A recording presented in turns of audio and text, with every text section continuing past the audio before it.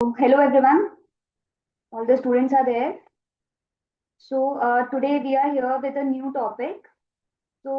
Before going directly on the topic, I would just like to have you all a very small background what LLP is all about. Because recently you all have studied this partnership. So there is a difference between partnership and LLP. LLP is basically limited liability partnership. So in 11th or 12th also you must have understood or you must have studied about various forms of organization. So while doing business, people enter into various forms of organization like sole proprietorship, HUF, company, partnership. Then there's one more form which is known as LLP, right? So this is a new kind of concept for you all. So we have to understand what this LLP is all about. So LLP is a combination of company and partnership. So you already know about partnership because you have studied the theory also and you have done various accounting problems based on the partnership concept. Then you have also done various questions in accounting on the concept of company. So if the company is there, how the profit is distributed and everything, you have done practical problems in the accounting with respect to company organization also. But for the LLP, you have not read any theory or you have not done any practical part also. So that is why this will be a new concept for all of you. And in the foundation level, we have a very small portion and it is very easy to learn. And the question answers that will be asked from this chapter will be basically direct questions, right? And the weightage of this particular chapter is around 6 to 7 marks. So probably you will get two questions, 3 marks each, or maybe 4 and 2 mark question like that. So 6 or 7 marks question will be there in your paper with respect to this particular topic, LLP. So let me just quickly share the screen.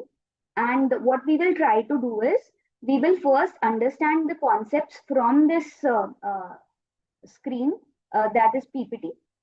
And then we will also check the module for the detailed part.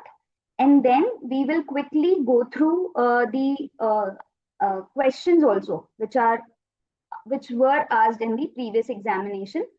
So let me just know if my screen is visible.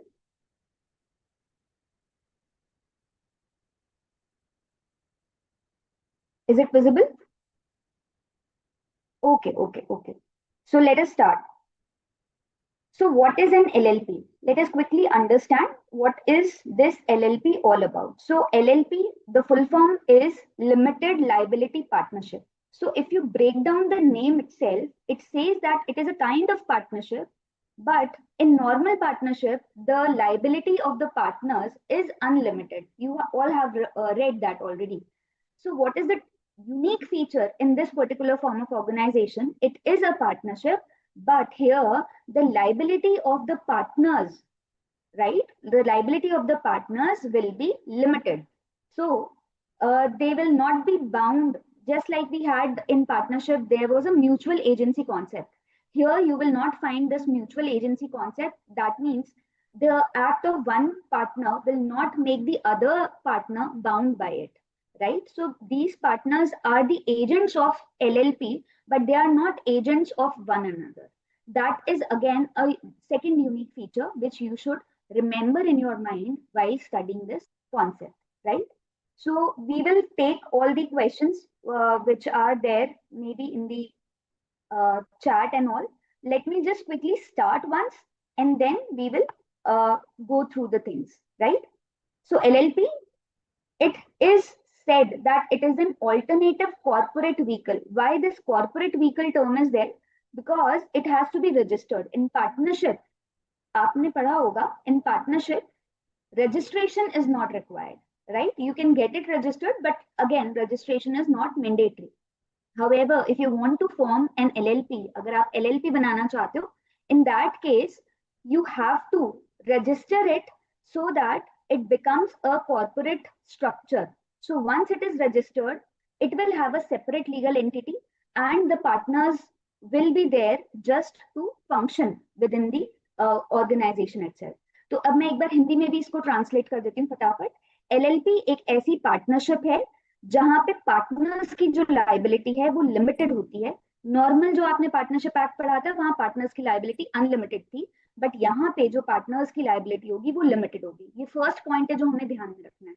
दूसरा important point, क्योंकि LLP, because this LLP has both the features of LLP, this partnership and company. So you have to understand this is a hybrid structure. This is a hybrid kind of organization wherein the features of partnership will be there as well as the features of company will also be there. So दोनों के जो plus points हैं company और partnership के, both of them are there while forming this LLP, right? So this LLP, here the partner's liability will be limited, because in company normally the liability of the shareholders is limited, right, to the extent of their contribution. So similarly that kind of aspect is taken here. So don't worry, we will be discussing everything in detail, but right now we must understand why this concept was introduced. This is a new act, this is a new thing for you all to understand. This was introduced in 2008 2009 in fact.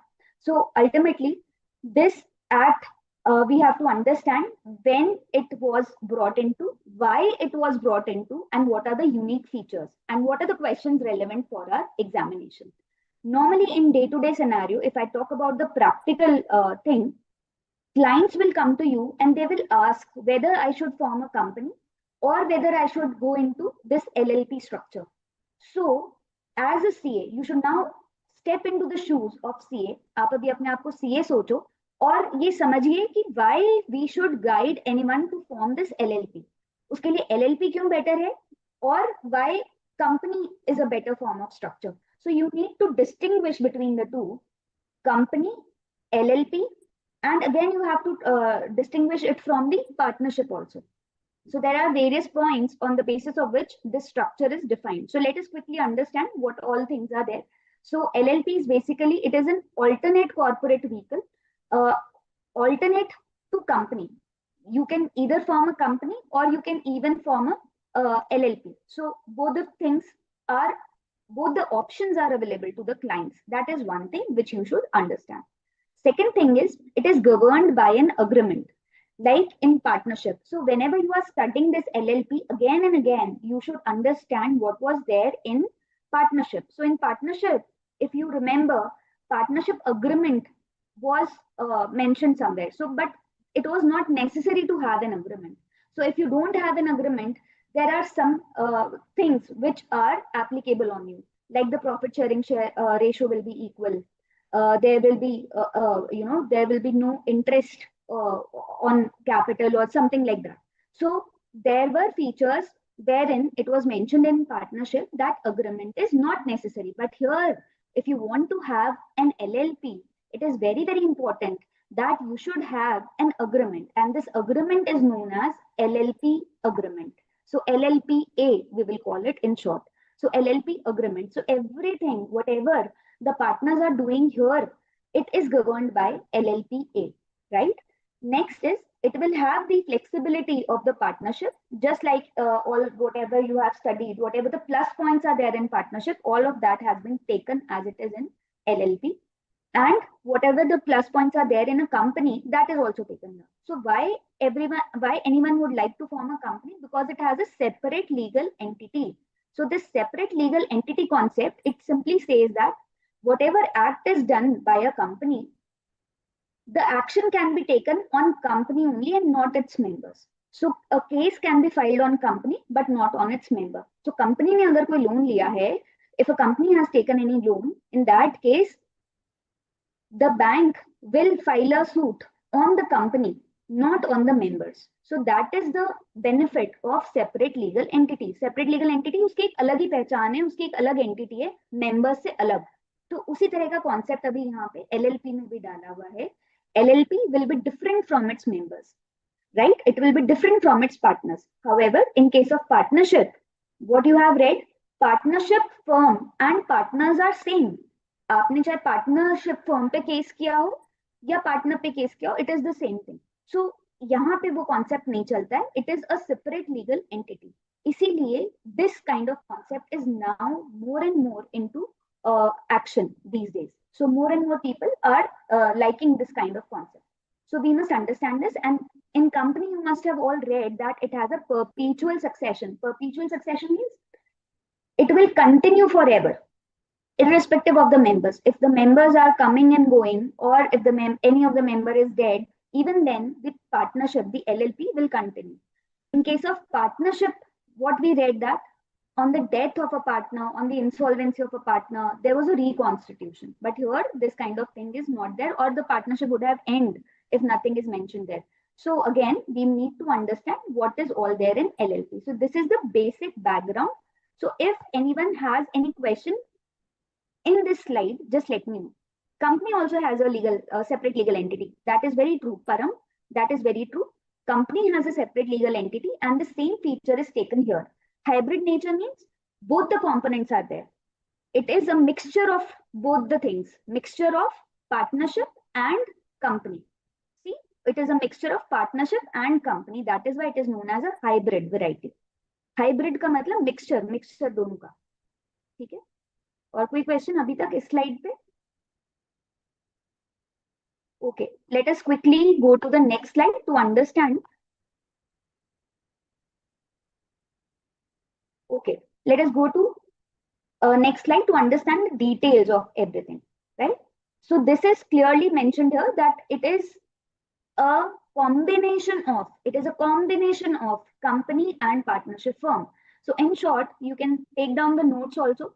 LLP is a combination of company and partnership firm, right? So let us go further. So what are the examples? Real life में अगर आपको देखना हो कि LLP कैसी दिखती है या उसका नाम कैसा होता है, तो this is what you will find. Lakshmi Kumaran and Sreedharan LLP, AZB and partners LLP, J Sagar Associates LLP. कुछ कॉमन समझ में आ रहा है? Can you make out something common in this? What is the unique thing which you can find out here in the names? Anyone? Perpetual succession means it will continue forever. It will not end. Wind up करने का process अलग होगा. Corporate vehicle का simple मतलब होता है it is a corporate structure, क्योंकि registration से बनेगा. These all are LLPs. LLP word is common. Very correct. LLP word is common. Who has written that? Let me just see. Siddhi has mentioned that. Right. And Sarlaji also has mentioned. Correct. That is true. So if you can make out, that is a unique feature. Like in case of companies, what you will see, private limited or limited word at the end. Here in LLP, what you will find, the surname, as we say, the first name and the surname LLP will always be there. So how you can identify if a name is ending with LLP, it is a LLP kind of organization. If the name is ending with private limited, it is a company, or if the name is ending with limited, it is a company again, right? So we are here to discuss LLP. Next, whenever you have a lecture on company, that time we will discuss about company also, right? So it is mandatory to write this LLP word at the end. Either you can have full limited liability partnership at the end, or you can have this short form, that is LLP, at the end of your name. So that is again very important, right? So let us again understand the first LLP registered in India was this Hando and Hando. So this is the name, however you pronounce it. So the act came into effect on 31st March 2009, and on 2nd April itself, this LLP was, incorporated. There's again E&Y LLP. You all will be taking your articleship training somewhere or the other. So this is one of the big fours, if you know, E&Y. So E&Y office in India that has this name, Ernst and Young LLP. So it is also a LLP, right? So let us now understand quickly what is the difference between limited liability partnership and partnership firm. And then we will take the questions ahead. So while studying this chapter, there are very few common questions which are asked in the past examinations. So one question could be distinguish or the difference between LLP and partnership. क्या difference है LLP और partnership में? Again, there could be another question with respect to difference between LLP and company. So some differences you might have drawn down till now, but let us quickly understand what are the various other differences also. So first of all, इनका governing act क्या है? अगर आप LLP की बात कर रहे हो तो कौन सा एक्ट लगेगा, पार्टनरशिप की बात कर रहे हो तो कौन सा एक्ट लगेगा? तो फर्स्ट पॉइंट, रेगुलेटिंग एक्ट, कौन सा एक्ट एप्लीकेबल है, which act is applicable? So if we are talking about LLP Act 2008 is applicable. If we are talking about partnership, Indian Partnership Act 1932 is applicable. So यहीं से एक बात समझ में आनी चाहिए, क्या LLP पे पार्टनरशिप एक्ट लगेगा? नाम तो वहां पे भी पार्टनर्स आएंगे, पार्टनरशिप आएगा, the name will be partner और partnership, but partnership act is not applicable on this LLP. This is one point which you must remember, and there is a particular section for that. Section 4 says, you can write in your notes, section 4 says that that on LLP partnership act will not be applicable. Can anyone tell me section 4 of Indian Partnership Act? Section 4 of Indian Partnership Act क्या था? Yeah, LLC and LLP also I will tell you what is this LLC and LLP. Just let me know what was there in section 4 in Partnership Act. Someone has replied. Yeah, relationship between persons. Definition. Ankit is saying definition, which is very correct. Partnership की definition दी हुई थी कहाँ पे? Section 4 Indian partnership act का जो section 4 था, it contained the definition. And here in LLP act section 4 says that partnership act will not be applicable on LLP. So you can correlate and learn that way, right? You can correlate and learn that way. Section 4 of LLP act restricts that partnership act will not be applicable on LLP, right? Okay. अभी एक question आया था LLP और LLC वाला, वो हम लेंगे next वाली हमारी स्लाइड आएगी उसके अंदर. Okay, next first point is which act is applicable. Second point, body corporate. So LLP is a body corporate. Yes, it is a body corporate. Partnership firm, it is not a body corporate. But again, the question arises, what is a body corporate? Again, we have a definition for it. What is a body corporate? Simple भाषा में अगर समझना है body corporate क्या होता है, तो अगर किसी को आप रजिस्टर करके और फिर एक एंटिटी बनाते हो तो that is known as a body corporate. Like company, company में रजिस्ट्रेशन मैंडेटरी है, that is why it is known as a corporate, right? So it is a body corporate. It can be sued in its own name. वो अपने जो भी काम करेंगे उनके ऊपर केस फाइल उन्हीं के नाम से होगा, ठीक है? कोई भी डॉक्यूमेंट साइन होगा तो कंपनी के नाम से होगा. So body corporate has a different और separate legal identity. So whenever we say this term body corporate, you should understand that body corporate means separate legal identity or separate legal entity. So LLP in short will have separate legal entity because it is a body corporate. Again here you must remember one more section. कहाँ लिखा है ऐसा कि LLP body corporate होगा? So it is section 3. Section 3 says LLP will be a body corporate. I will ask all these sections, okay? So just remember, I have told you section 4 and section 3. Section 3 says LLP will be a body corporate, right? It will have a separate legal existence. Okay. Next, separate legal entity simply means that it's different from its members or it is separate from its partners. Because here the members are partners only. So LLP is different and partners are different. Whatever partners are doing, it will not bound the other partners basically, right? Next, in partnership firm, there is no concept of separate legal entity. Creation. How is it created? LLP is created through a legal process. We will understand that what is that legal process, because registration is mandatory. And for registration, like you have registered for your CA foundation, कैसे करना होता है registration? You have to fill a form, you have to give the fees and all, and the same process is there in LLP.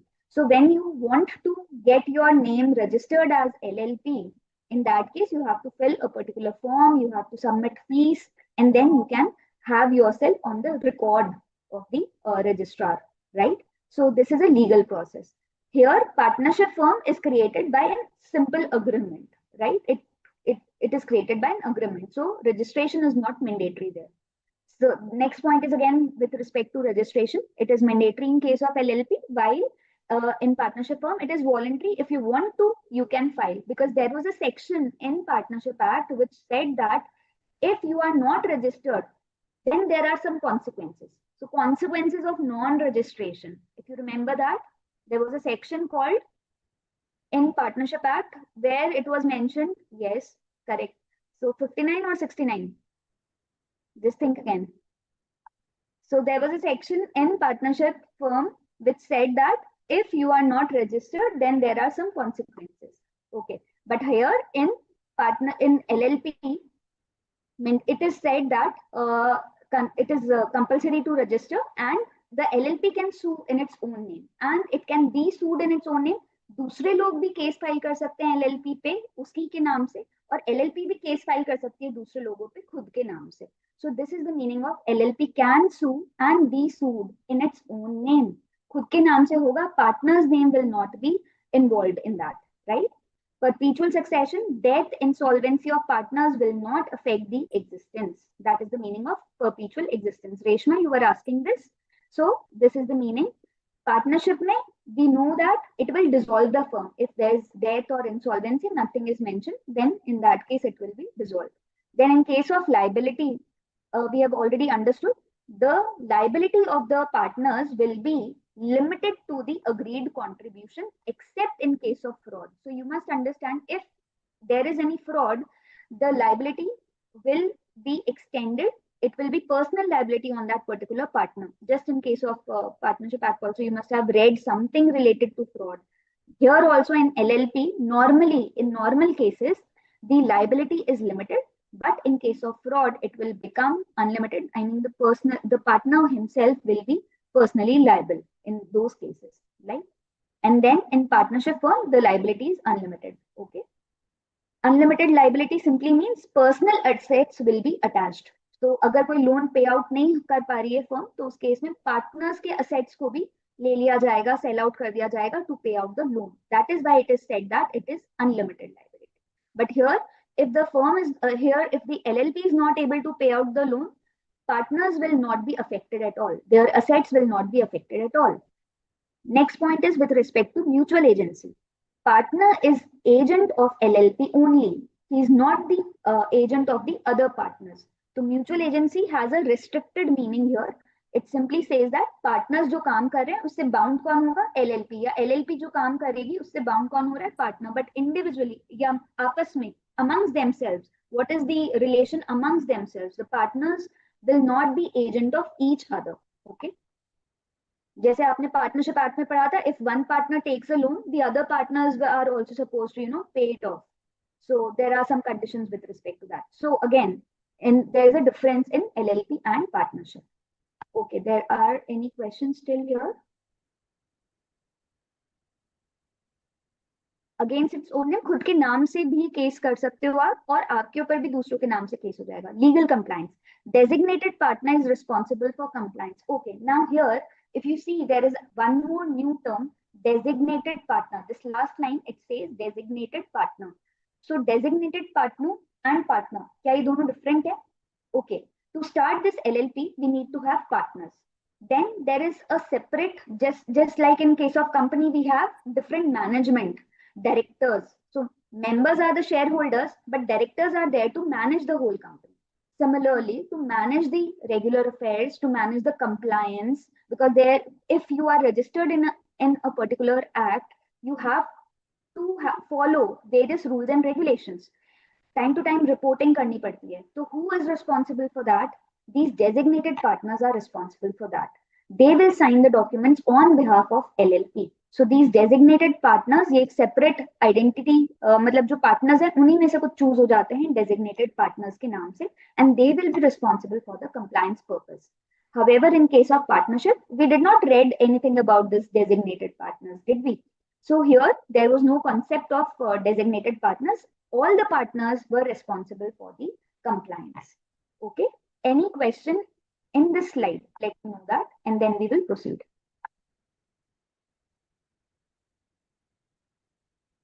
कोशिश करिए आपको 5-6 points learn हो जाए इसी स्लाइड में, 5-6 पॉइंट्स लर्न हो जाए. Just try to learn also. By the time we take up the next part, we should also learn the things simultaneously.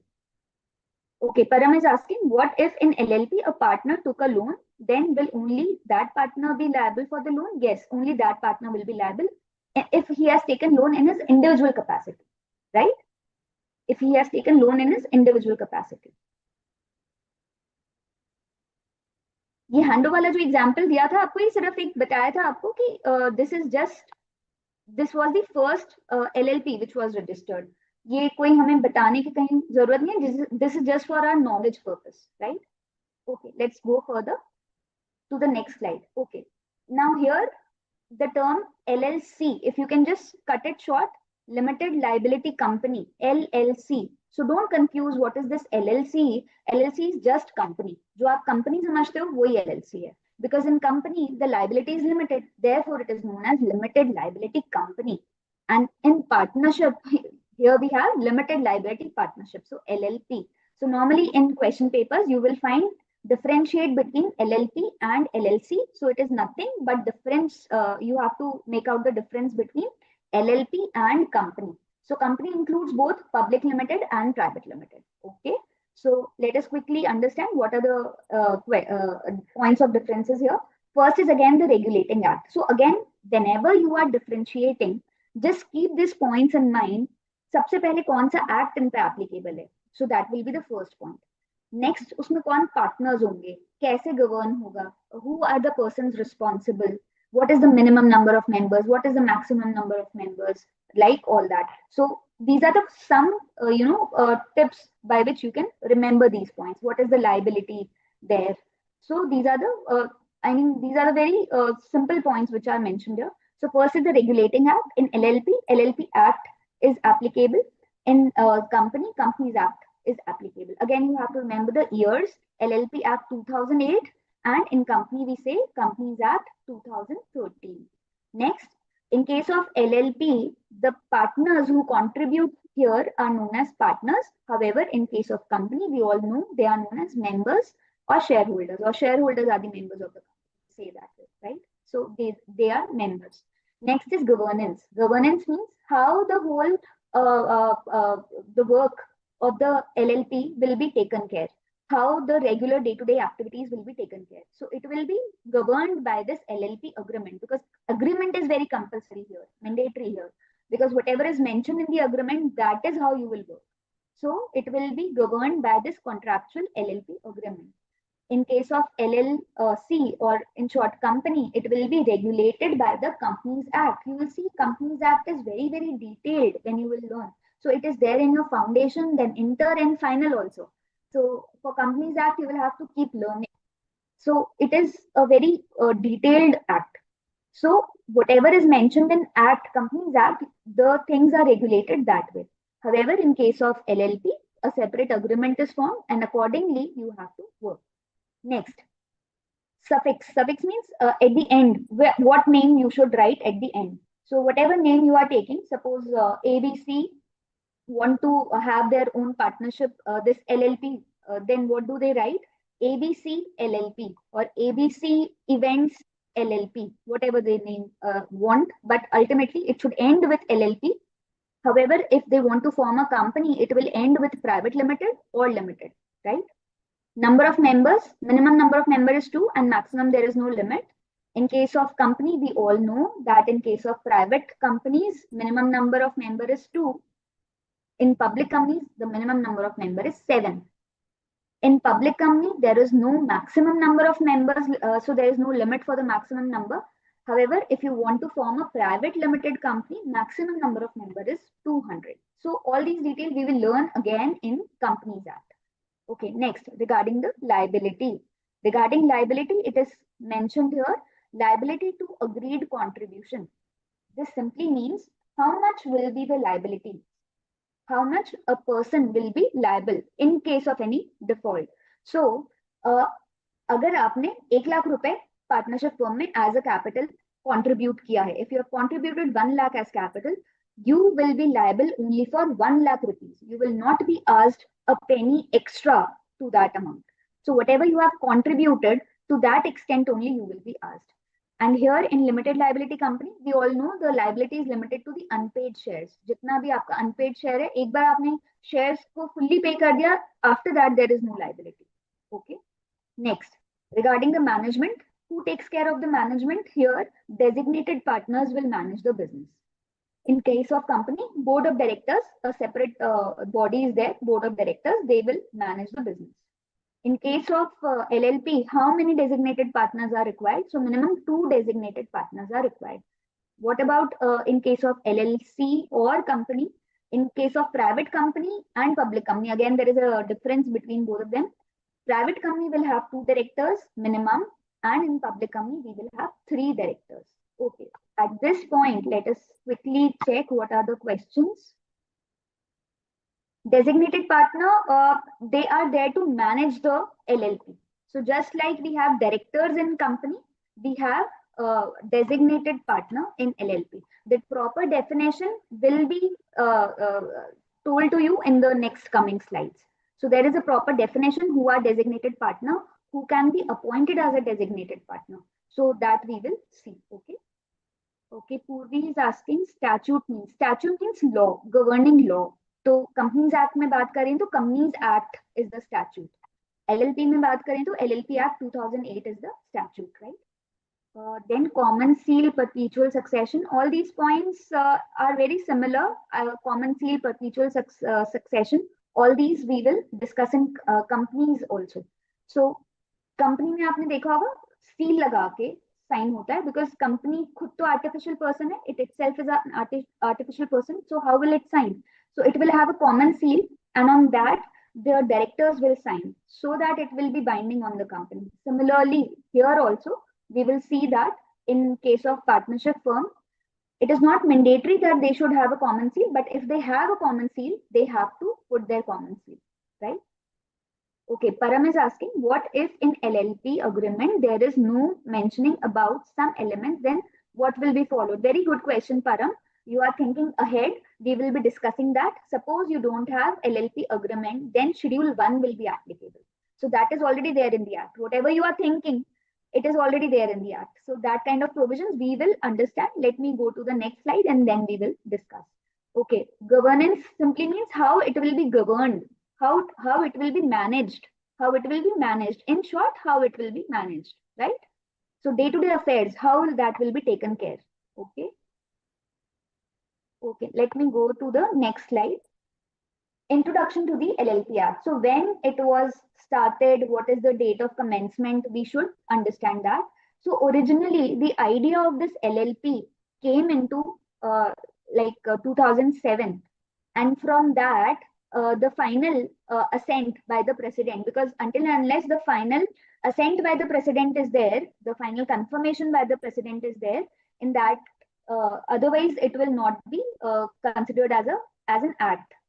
It will not be applicable. So though it was formulated, it was structured in December 2008 itself, because the act, the name, if you see, it is saying that it was framed in 2008, LLP Act 2008. So 12 December 2008 was the date when it was passed by the parliament. However, the president signed it later. The president signed it on 7th January 2009. But at the time of signing, again, they can give a separate date from which it will come into effect. So what they have mentioned is it will come into effect from 31st March 2009. So from 31st March 2009, this LLP Act is applicable to whole of India. Okay, everywhere, anywhere, I mean, you can form LLP, or rather we should say, if you are forming an LLP in India at any of the places, LLP Act will be automatically applicable on you. Whether you know it or not, LLP Act will be applicable on you if you are forming this kind of organization. Okay. Let us quickly understand some key features of this Act. So how many sections are there? How many schedules are there? So all that is mentioned here. Okay. So let us see how many sections are there. So what is the structure? There are total 81 sections. Don't worry, we will not be studying all 81. Only a limited sections are there in your course. So we will stick to that. So if someone asks you how many sections are there in this act altogether, there are 81 sections. How many schedules are there? There are 4 schedules. What is there in the schedule? Basically, schedule has some kind of list or the procedure. So let us see what is there in these schedules. So like Param was asking, if there is no agreement, LLP agreement is not there. So how will that be controlled? How will that LLP function? So first schedule basically has the mutual rights and duties of the partners. Like in Partnership Act also, you must have studied about the rights and duties of the partners. So what they are supposed to do, what they are not supposed to do, everything is mentioned in everything you have read in there also in partnership. Similarly, in LLP Act also, they have a clear-cut list what they have to do, what they don't have to do. So this is their mutual or inter within themselves. What are their rights and what are their duties? This is mentioned in first schedule. So in the absence of LLP agreement, automatically this first schedule will be applicable. Second schedule basically talks about conversion of firm into LLP. Now just think of a situation where suppose me and Param are already having a partnership firm. We are talking way back in suppose we are talking just that we had a partnership firm, and now we are looking to this LLP Act. We are reading this LLP Act, and we think that why don't we switch to LLP rather than having partnership? Can't we switch to LLP? Can we dismantle our existing structure and move into the new structure? Yes, that possibility is there. So that is what it is said that in second schedule, it is clearly mentioned how to convert a firm into LLP. So if you have an existing partnership firm and if you want to convert it into LLP, how that will be done? See, there are two kind of things. Either when I start a business, I start with the new concept of LLP. So I directly register my business in the name of LLP. But suppose I start as a partnership firm, but later on I think that no, I should convert into LLP. This is not a good structure because tax is also higher, maybe.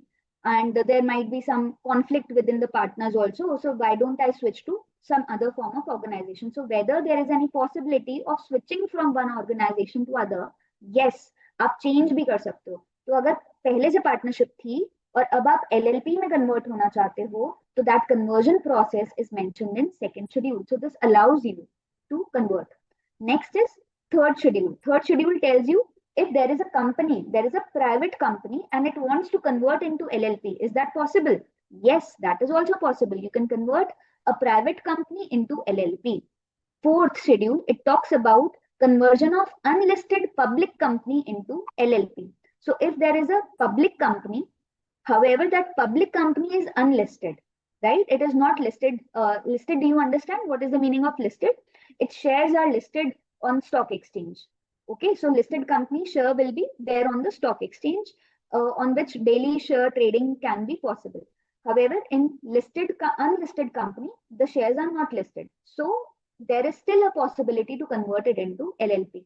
So out of these 4 schedules, can you clearly make out whether a public company which is listed, can it convert into LLP or not? Let me quickly ask again. There is a public company which is listed. Can it convert into LLP? No. They have clearly said no because there are a lot of formalities already by the stock exchange, SEBI and everyone. So you are now a public figure. You cannot restrict your activities because public companies are, listed public company has a huge compliance. You cannot narrow down to LLP. LLP will have a lesser compliance. So you cannot move to that situation now. So if you are a partnership, you can convert into LLP. If you are a firm, you can convert it. If you are a private company, you can convert into LLP. If you are unlisted public company, you can still convert into LLP. But if you are listed public company, you cannot convert into LLP. Is that clear? Is that clear till here? Okay, fine. So how many sections are there? There are 81 sections. How many schedules are there? There are 4 schedules. Schedule 1 is about the mutual rights and duties. Second, third, and fourth schedule talks about the conversion from one form of organization to another form of organization. So You can directly start with LLP, or you may even convert your existing structure later into LLP. That kind of situation is also possible, and that is given in the Act. Next, applicability and administration. On whom this Act will be applicable? Applicability, it tells you that it is applicable to whole of India. Then how it will be administered, who will take the responsibility of controlling whatever is happening in the LLPs. So Ministry of Corporate Affairs and the Registrar of Company, they are the ultimate controllers, whatever is happening under the LLP Act. So if you have to submit any document, if you want to register your LLP, you have to submit the document to the Registrar of Companies. Normally, we understand that Registrar of Company is for company, because if I want to register my company, I have to go to Registrar of Company, right? If I have to register my partnership firm, I have to go to Registrar of Firms, ROF, ROC. There are two different structures. There are two different bodies. But this ROC has a dual responsibility. ROC will take care of the companies as well as it will take care of the LLP. So that is mentioned, and that is what you have to remember, that Ministry of Corporate Affairs will oversee not only the company but also the LLP, because it is also a kind of corporate structure in India. Okay, who makes the rules about all this? Because wherever you require any kind of uh, uh, detailing, so rules are there. So who makes these rules? Central government has the authority to make rules time to time to make the things clear. On whom it is not applicable, or which act is not applicable on LLP? Section 4 I mentioned earlier also, Indian Partnership Act is not applicable to LLP. That is what you have to remember. Is there any question on this slide? Let me quickly check if there is any question on this slide.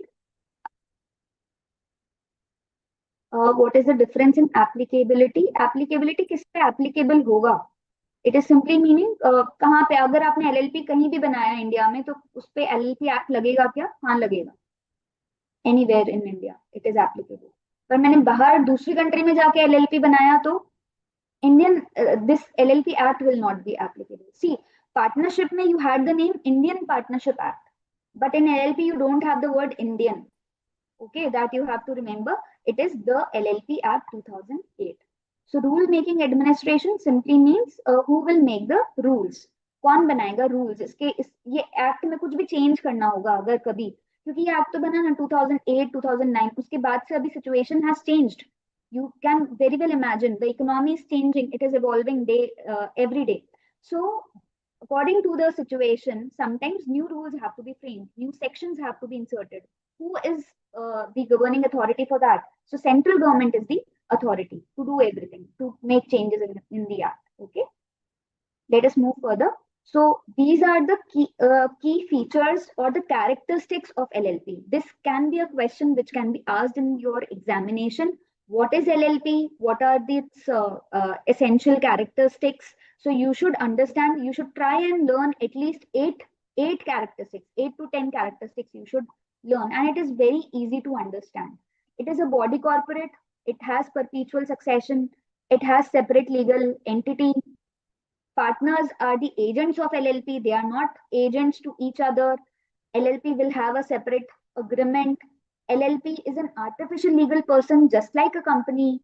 It will have a common seal, though it is not mandatory, but it can have its own common seal. So on every document, if you want to seal it, if you want to have the LLP name over it, so the seal will be there. Next is limited liability. The partners of the firm LLP will have limited liability. Who will manage the business? Management will be taken care by the designated partners. Okay, then LLP is only for profits. Let me tell you this point, only for profits. Suppose I want to have a partnership. Normally in partnership also you must have read it is for some business, for some business activity you can do partnership.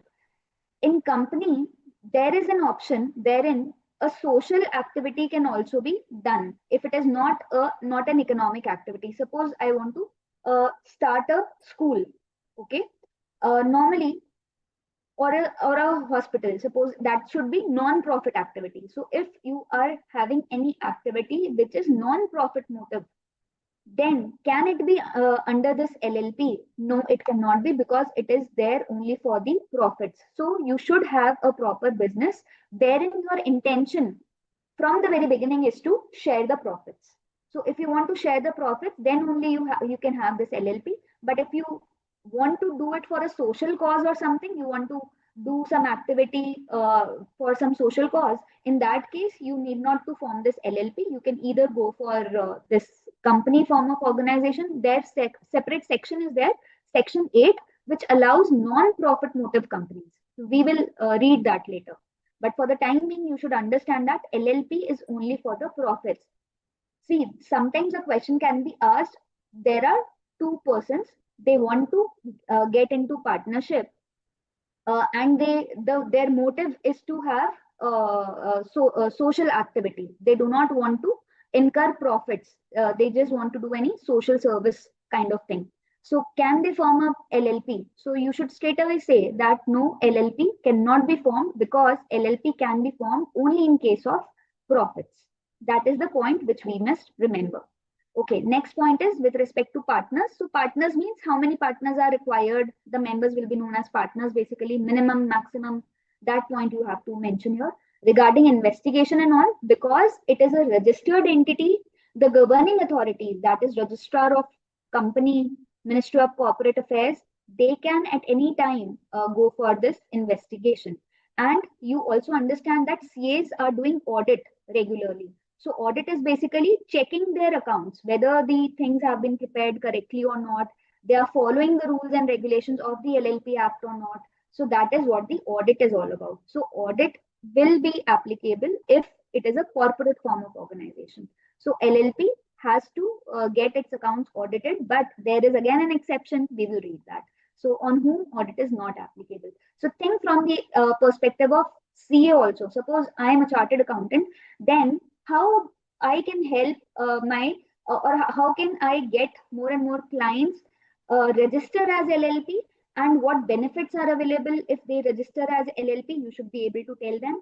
And then what are the rules and regulations which they have to follow, and where all a CA is required to help them. You should try and imagine that way also. Okay. Any point to be discussed at this point? Any point to be discussed at this point? This resident in India and all, वापस हम बात करेंगे. Applicable admission. Which one is not clear, Param? Can you just mention? Which point is not clear? So this has been taken just in short.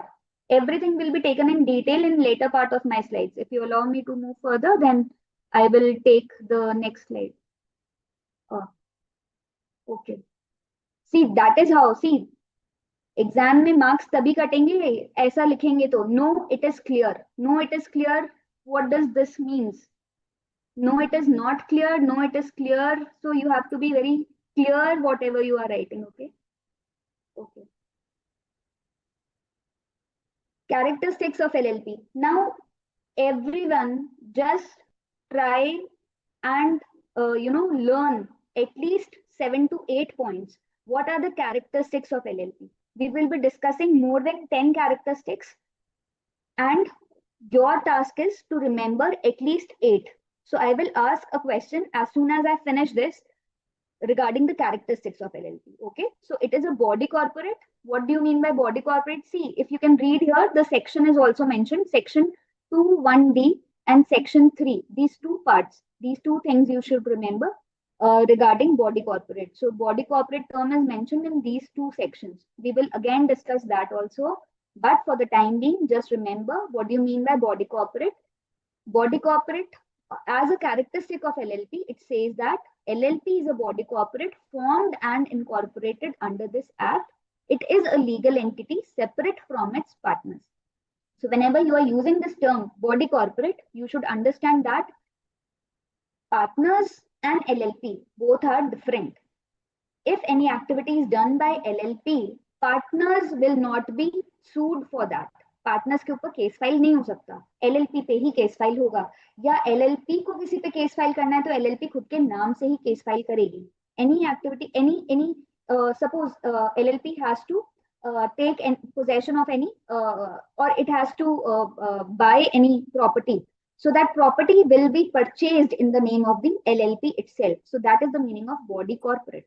Next is separate legal entity. So it is different from its members again and again. So if you are a body corporate, again, you will have a separate legal entity. Both of these are linked to each other, but there are two different things. So again, you must understand, one, you have to say that LLP is a body corporate because section 3 clearly says that there is a separate section saying that LLP is a body corporate. So that is why you have to remember LLP is a body corporate. This is a characteristic of LLP. Next, it has a separate legal entity. It is different from its members. Jitni liability LLP will have, LLP itself will have unlimited liability, but the liability of its members will be limited. The LLP is liable to the full extent of its assets, but liability of the partners is limited to their contribution. Okay. Creditors of LLP are creditors of LLP alone. The second line clearly means अगर कोई भी पैसा मांग रहा है, creditors, if they are asking anything from LLP, they can ask from LLP only. They cannot reach out to the partners saying that you are also a part of LLP, you have to pay me. That is not allowed at all. So this is the meaning of separate legal entity. Next is perpetual succession. So perpetual succession simply means it will continue to exist irrespective of any change in the partners. Partners may come and go, partners may change, partners may die, or they may become insane, or they may retire, or they may become insolvent, whatever, the LLP will continue to exist. जैसे form हुआ था एक proper procedure से, उसका and होने का भी एक प्रॉपर प्रोसीजर होगा, लीगल प्रोसेस होगा. It will not be affected by any change in the partners. Next, mutual agency हम कई बार पढ़ चुके हैं, लेकिन अभी सेक्शन यहाँ लिखे हुए हैं. सेक्शन 26, 27 आपके कोर्स में नहीं है, but it is just mentioned here for just knowledge purpose. Next is LLP agreement, जो हमने बात करी थी. LLP अगर आप बना रहे हो, if you are forming an LLP, you must have LLP agreement, जहां पे क्या लिखा रहेगा, mutual rights and duties. And suppose if you do not have that LLP agreement, schedule 1 will automatically be applicable on you. Okay. Next is artificial person.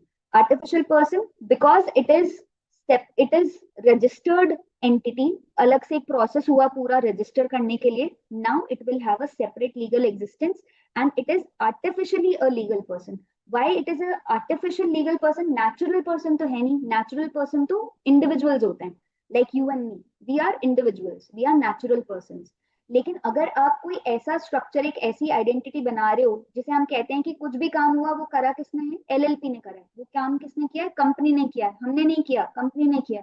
चलाने वाले तो हम हैं, लेकिन कर कौन रहा है, LLP या company.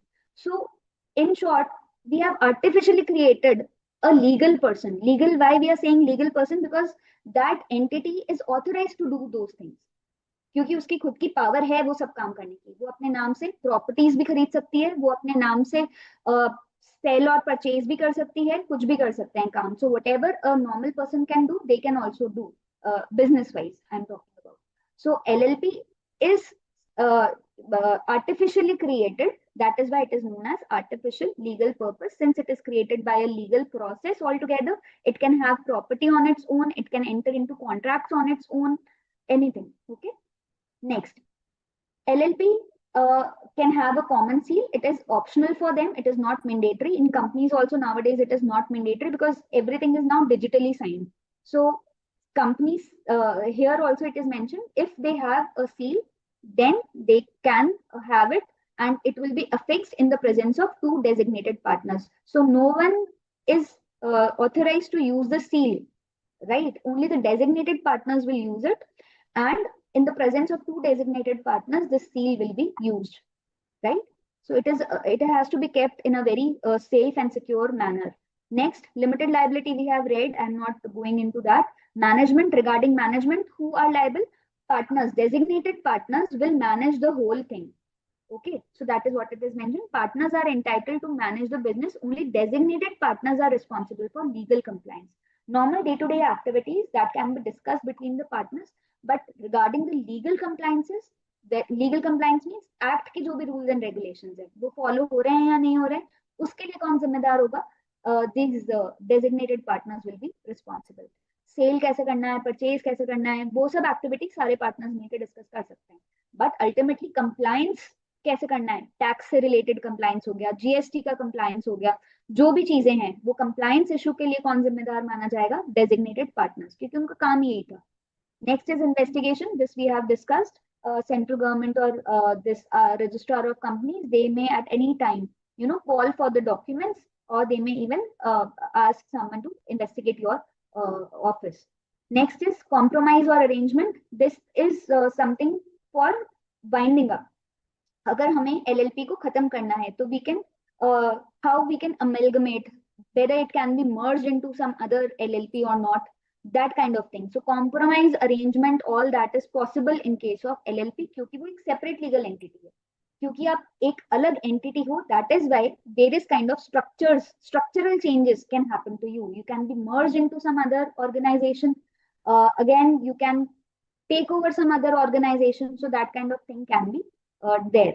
So details are not required at this point of time. It is for you just to understand that this compromise or arrangement is allowed. So merger, amalgamation, ये सारी चीजें होती हैं, जैसे कंपनी में होती हैं, सेम वेज यहाँ होती है. इसका एक डिटेल्ड प्रोसेस होता है. At this point of time, it is not required for you to understand that. इन सबकी अकाउंटिंग भी आएगी आपके कोर्स में. अकाउंट्स में आप पढ़ोगे अकाउंटिंग फॉर अमलगमेशन पूरा डिटेल में, तो वहां पे और डिटेल्स में आ जाएगा, अभी नहीं, at later point of time. Conversion to LLP, this we have already seen that conversion is also possible in case of LLPs. Next is minimum and maximum partners. Minimum 2 partners are required. There is no maximum limit in case of LLP. Partnership में maximum limit होती है क्या? How many partners can be there? Maximum number of partners?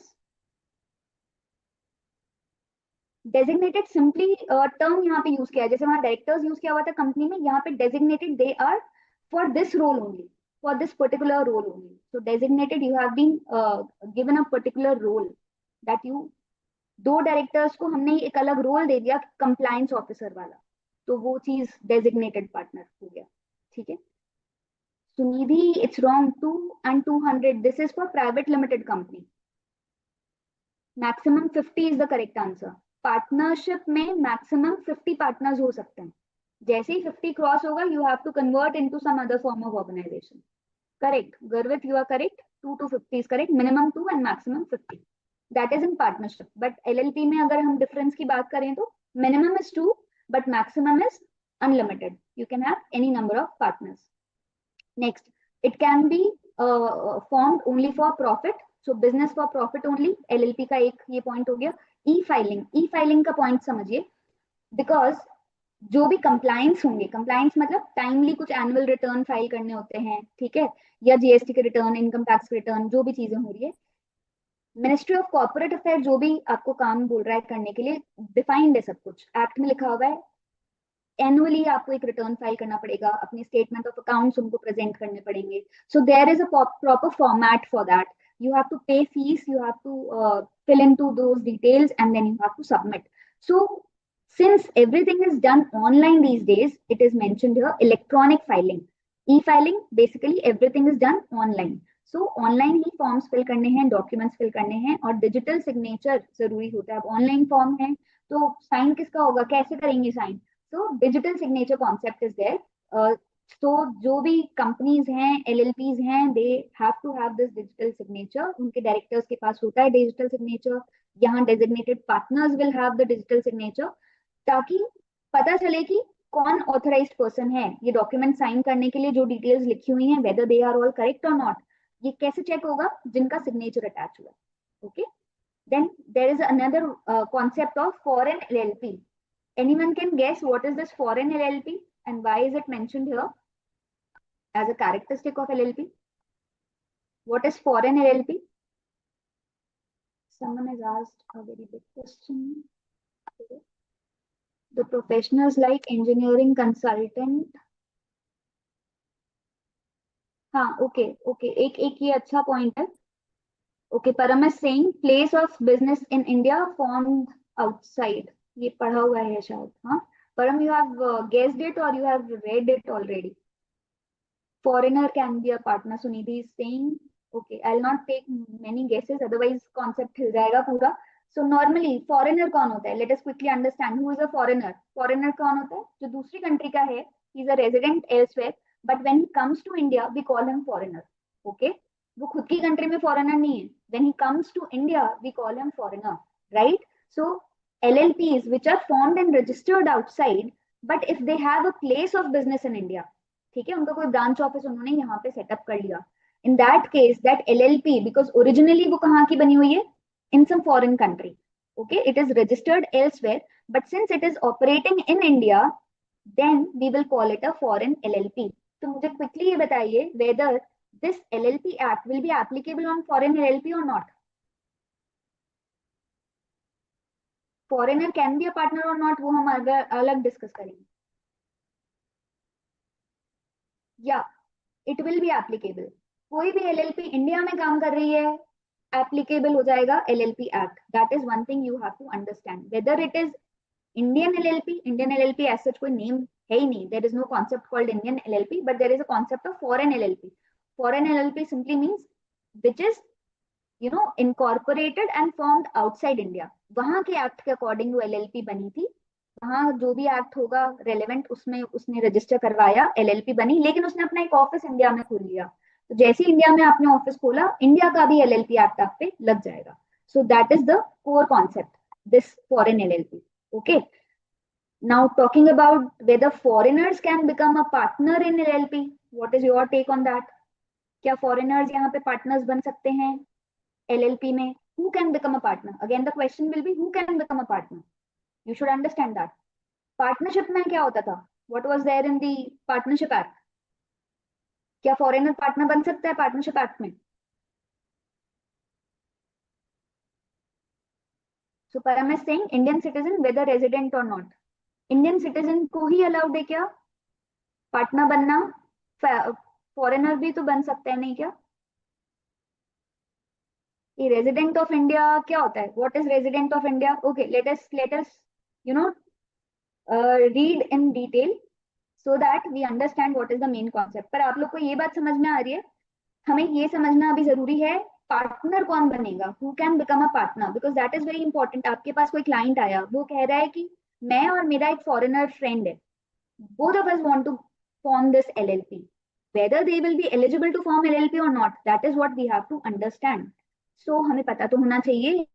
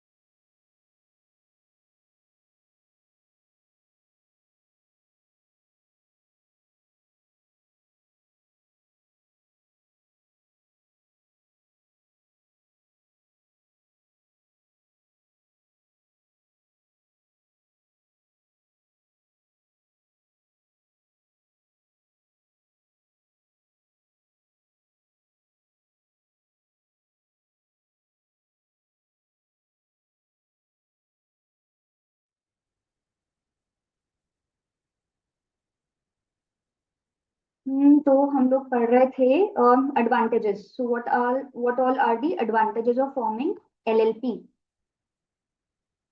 क्योंकि पहले आप खुद clear जब तक नहीं होंगे कि एलएलपी बनाने से फायदा क्या है, तब तक how will you be able to guide your clients. और अभी तो एग्जाम में तो लिखने के लिए हमें पता होना भी चाहिए ना. Okay, so I'm not only telling you that for the exam point of view you should understand, but from the real perspective also you should be able to understand why this LLP concept is very important. So it has a contractual flexibility. Contractual flexibility क्यों है? Because in agreement you can change the language or whatever you want to draft. Any points you can draft accordingly. So you can change internally also. So contractual flexibility is there. Again and again you can have the things mentioned in your LLP agreement and then you can work accordingly. जैसे companies act में क्या होता है, हमारे पास article of association, memorandum of association होता है, वो अलग डॉक्यूमेंट्स हैं. उसमें कुछ भी चेंज करना होगा तो कैसे करेंगे, वो हम कंपनीज एक्ट में करेंगे. लेकिन एलएलपी में एलएलपी अग्रीमेंट भी जो ओरिजिनली आपने बना लिया, फिर बाद में उसमें कैसे चेंज होगा, क्या होगा, but it is somewhat less strict than companies.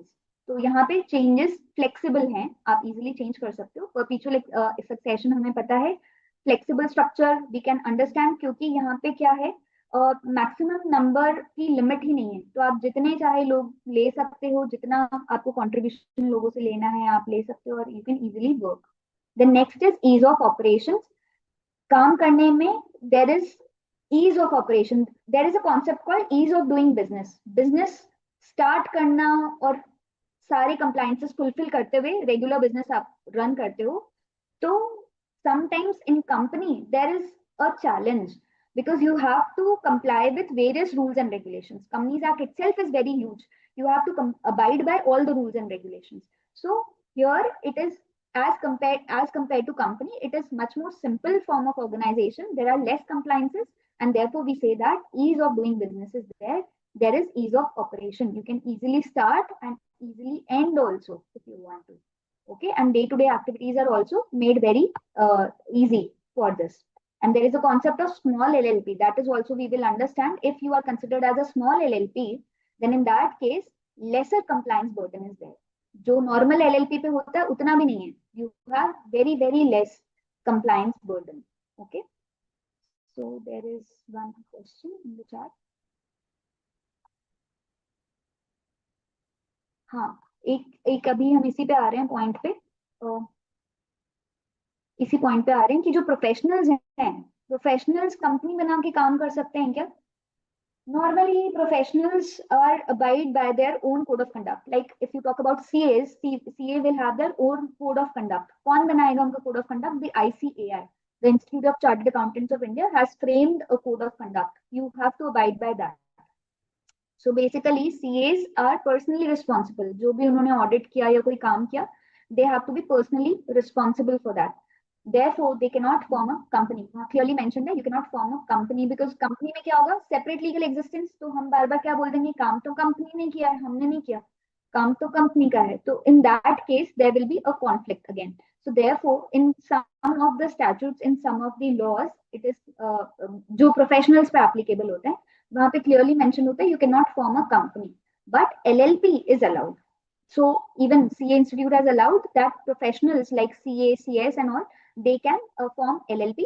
Even nowadays it is allowed to form a multidisciplinary LLP. पहले सिर्फ ये था कि CA मिलके ही अपनी पार्टनरशिप फर्म, नॉर्मली आप जितने भी अभी देखोगे CAs की पार्टनरशिप फर्म्स होती हैं. Nowadays they are forming LLPs also. Okay, and even multidisciplinary LLP like CA and CS and lawyers में भी CA, CS, CMA ये सब मिलके अपना एक LLP बना के काम कर सकते हैं. So with the changing scenarios, these forms are these norms are daily changing. Earlier there was no concept as such. अगर 2008 से पहले की आप बात करोगे, you would see all CAs would be having this partnership entity only. But nowadays you will find this LLP concept also. Okay, so this is startups and entrepreneurs. Startups के लिए क्यों? Because आप कुछ नया काम अगर शुरू करना चाहते हो, then sole proprietorship is one form of organization. आप कर सकते हो. If you start with a corporate structure, it gives you a good brand value if you want to explore your business in globally also if you want to explore. So individually you might not leave a good impression, but if you show yourself as a company or LLP, then you can opt for this startup, or then you can have a better vision, or you can have a better view or overall, right? Then for MSMEs also, MSME means micro, small and medium enterprise. So whoever is starting their business, वो क्या कर सकते हैं, एक बार start LLP से कर सकते हैं. कई बार होता है हमारे दिमाग में एक मिसकंसेप्शन होता है, कंपनी बनाने में तो there are lot of challenges, there are lot of rules and regulations, तो कैसे करेंगे. तो it's better that you form LLP. It is still better if you don't want to go for company. The next is this venture capital funds, scientific and technical activities. In सबके लिए भी it is normally said that this kind of organization is better. Okay, now a quick question. Ria and Arav start R&A Designs LLP. They have invested 2 lakh each. तो रिया ने भी 2 lakh invest किया है, आरव ने भी 2 लाख इन्वेस्ट किया है. सो अगर आप कैपिटल देखोगे तो 4 लाख है, ऐसा हम मान लेते हैं. If the business incurs a loss of 10 lakh, what will be their liability in that case? देखो सबसे पहले किससे मांगा जाएगा, R&A डिजाइन लिमिटेड पे केस होगा. उस केस में अब जो पार्टनर्स हैं वो कितना कितना कंट्रीब्यूट करेंगे, they will lose to the extent of 2 lakh only. So Riya will contribute 2 lakh, Aarav will contribute 2 lakh. Balance अगर कुछ लॉस है, यानी 6 lakhs का जो लॉस है, अगर असेट्स नहीं है फर्म के पास, this LLP does not have any assets, या वो कहीं से भी और रिकवरी नहीं कर सकते हैं, तो that will be a complete loss. More over and above this 2 lakh, nothing can be asked from these partners to contribute. That is what you need to understand. ये यहाँ पे पॉइंट क्लियर है क्या? If this point is clear, I will proceed. Correct. That is what we are understanding here. इनका howsoever they have contributed only to that extent, they will be liable. ठीक है? Okay, so these are the key definitions which you should understand. What is a body corporate? What do you mean by business? What do you mean by designated partner? What do you mean by entity? और भी कुछ हैं. So body corporate, it is defined in section 2(1)(d). Let us quickly read this. Body corporate means a company as defined in Companies Act 2013 and includes. If you see it very clearly, body corporate means a company. ये क्या लिखा है? body corporate, company तो है ही, company तो हमेशा ही body corporate है. And it will also include LLP. It will also include LLP incorporated outside India, yani foreign LLP. And it will also include a company incorporated outside India, वही foreign company. So it normal company, foreign company, LLP, foreign LLP. ये सारे सब क्या कहलाएंगे? body corporate कहलाएंगे. So body corporate क्या होता है? They have not defined as such, but they have mentioned इसको भी body corporate कहेंगे, इसको भी body corporate कहेंगे, इसको भी body corporate कहेंगे. So this is the definition. But it does not include corporation, sole cooperative society or any other body corporate notified by the central government. So सिर्फ ये 4 को ही body corporate कहा गया है as per this LLP Act. बाकी और कोई भी हो, चाहे नाम में corporate word आ रहा हो, it will not be considered as body corporate. Next, what do you mean by business? Business, क्योंकि हमने यहाँ पढ़ा था एलएलपी एक्ट में बिजनेस होना जरूरी है. So business includes every trade, profession, service और occupation. So business just does not mean any manufacturing activity और trading activity. Like CS, they are involved in service industry, so service वाले भी यहाँ पे आ जाएंगे. That is also considered as a business only. So any professional person can also enter into LLP. That is what they have made it clear. Except any activity which the central government may by notification exclude. So अगर central government ने कुछ specific मना कर दिया कि ये नहीं, then in that case that will be excluded. Otherwise everything, if it falls under this trade, profession, service, occupation, this will be considered as business. Next is designated partner. मैं थोड़ा सा fast ले रही हूँ यहाँ पे. Designated partner section 2(1)(j. यहाँ पे क्या डिफाइन किया हुआ है? Designated partner कौन है? देखिए definition क्या है. It means any partner designated as such pursuant to section 7. जिस भी पर्सन को आपने नाम दे दिया designated partner. जैसे एक सिंपल सा एग्जांपल है, डायरी क्या होती है? What is diary? So normally in schools you might have got diary. So normally on diary the word diary is written. So any book which has the word diary will be known as diary. So that is what they have mentioned here. Any partner who's labeled as a designated partner will be considered as a designated partner pursuant to section 7. That means you have to further read section 7, because section 7 has the details who can be appointed as a designated partner. Okay, so the key aspect, designated partners are responsible for the legal compliances and are liable for penalties, non-compliances, etc. This is very, very important. So in case there is any penalty for non-compliance, आपने LLP के कोई provision follow नहीं किए, तो आप पे अगर कोई पेनल्टी लग रही है, LLP पे कोई पेनल्टी लग रही है, तो LLP प्लस डेजिग्नेटेड पार्टनर्स पे वो पेनल्टी लगती है normally, because they were the in charge of this compliance part and they have not done their duty, so the penalty will be fulfilled by them. Okay, next. And how many minimum designated partners are required? 2 designated partners are required. Next, entity. What is meant by entity? Entity means any body corporate. Now you understand. पहले हमें body corporate समझा दिया. Body corporate 4 लोगों को बोलेंगे. Entity किसको बोलेंगे? Entity means a body corporate. तो सबसे पहले body corporate होना चाहिए and it further includes. तो वो एक आगे लिख दिया. It further includes for the purpose of these sections जो हमारे कोर्स में नहीं है, for the time being, a firm set up under Indian Partnership Act. So normally partnership is not considered. Partnership firm is not considered as a body corporate. But for these sections, section 18, 46, 47 वगैरह वगैरह, जहां पे conversion, merger, winding up के बारे में बात है LLP से related, वहां पे partnership firm को भी entity consider किया जाएगा. That is what is meant by this entity. Okay. Let me move further. आप section numbers एक बार हम मॉड्यूल से भी देख लेंगे फटाफट से, if the time permits. Okay, corporation sole, simple एक यहाँ पे term आया था. What do you mean by corporation sole? So it is mentioned here. Corporation sole is a special type of legal entity consisting of a single person and their successors incorporated to give perpetual existence. तो confuse मत होना ज़्यादा. Suppose Indian president है ना? तो Indian president की जो post है that cannot be left vacant. तो अगर suppose उनका if that person is no longer in existence or suppose anything, so the next person जो भी उनके पोस्ट पे आएगा, whosoever will come next will continue to do the roles and responsibility जो भी उस पोजीशन पे होने चाहिए. तो कॉर्पोरेशन सोल एक सिंगल पर्सन को भी कॉर्पोरेशन कहा जा सकता है sometimes if that position allows perpetual succession thing to happen. Okay, so right now it is not necessary for you to deep dive into it, but that was a word mentioned, corporation. That is why we have studied that, corporation sole. Next, key definitions.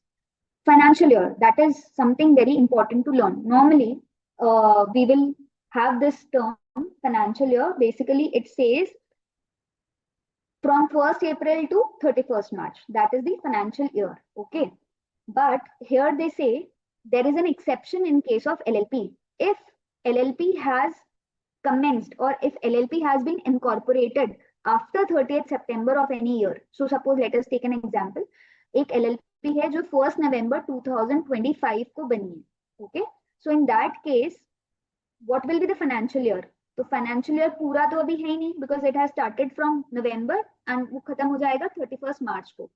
तो हमें पूरा year तो मिला ही नहीं. That is why LLP में concept है, if a company, if LLP has incorporated after 30th September, that means half year निकल चुका है, and then if LLP has been incorporated, then for that first year it can take a longer duration. तो एक example यहाँ पे दिया हुआ है, LLP अगर इनकॉर्पोरेट हुई है 15th October 2024 को, तो फाइनेंशियल ईयर कौन सा माना जाएगा? 15th October 2024 से लेके नेक्स्ट मार्च तक.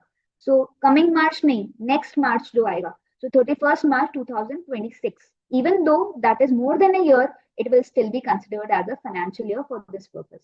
हमारे एग्जाम्पल में बताइए क्या रहेगा फाइनेंशियल ईयर? हमारा एग्जाम्पल था अगर कोई LLP 1st November को बनी है, if LLP is incorporated on 1st November 2025. Okay, normal scenario में 31st March 2026 हो जाता फाइनेंशियल ईयर के लिए, लेकिन अब हमारे लिए आंसर में क्या आएगा? 31st March 2027. करेक्ट परम. So 31st March 2027. Okay, irrespective of the number of months, that will be considered. Okay, for the MCA purpose that is allowed. Foreign LLP we have already understood means A LLP formed, incorporated or registered outside India, which establishes a place within India. Okay. So it must be formed and incorporated outside India, and it should have a place in India. Both these things should be there. Then only it will be considered as foreign LLP. Foreign LLPs can become partner in Indian LLP. So ये कितनी अच्छी बात यहाँ पे एक बता दी. अगर कोई foreign LLP है and it wants to partner with any Indian LLP, can it become? Yes. So indirectly, can you understand? Not only individuals, but even body corporates are allowed to become partner in LLP. Okay? अभी वापस हम इस point पे आएंगे. Next is LLP agreement. It means any written agreement between partners to the LLP or the LLP and its partners. It determines their mutual rights and duties. ये तो simple ही था. Small LLP, ये एक important चीज है जो हमें समझ में आनी चाहिए. Small LLP क्या होता है? It means LLP, it means limited liability partnership, which meets the following criteria. दो criteria यहाँ पे बताए गए. एक criteria है contribution का, next criteria is with respect to the turnover.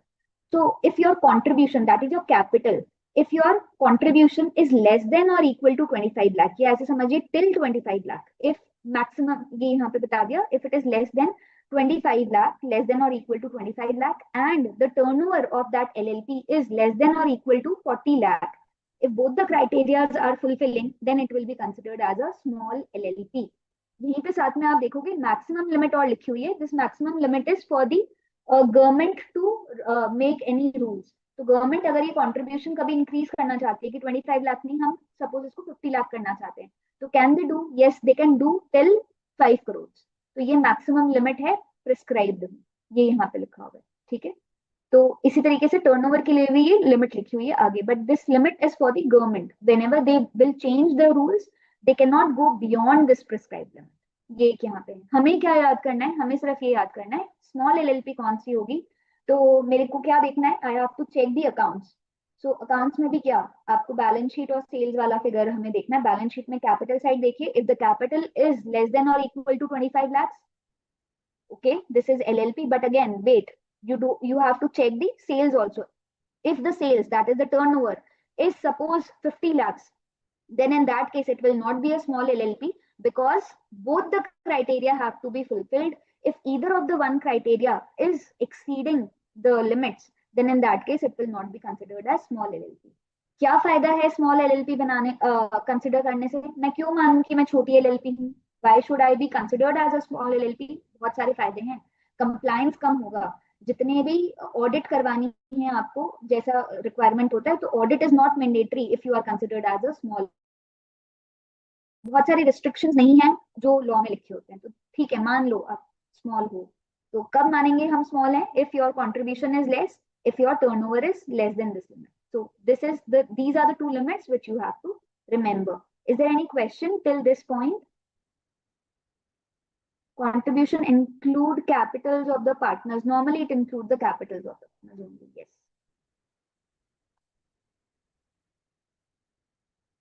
Okay. Next, अभी हमारा important चीज आ गई यहाँ पे. Partners in LLP, who can become a partner? What is the eligibility criteria? Okay.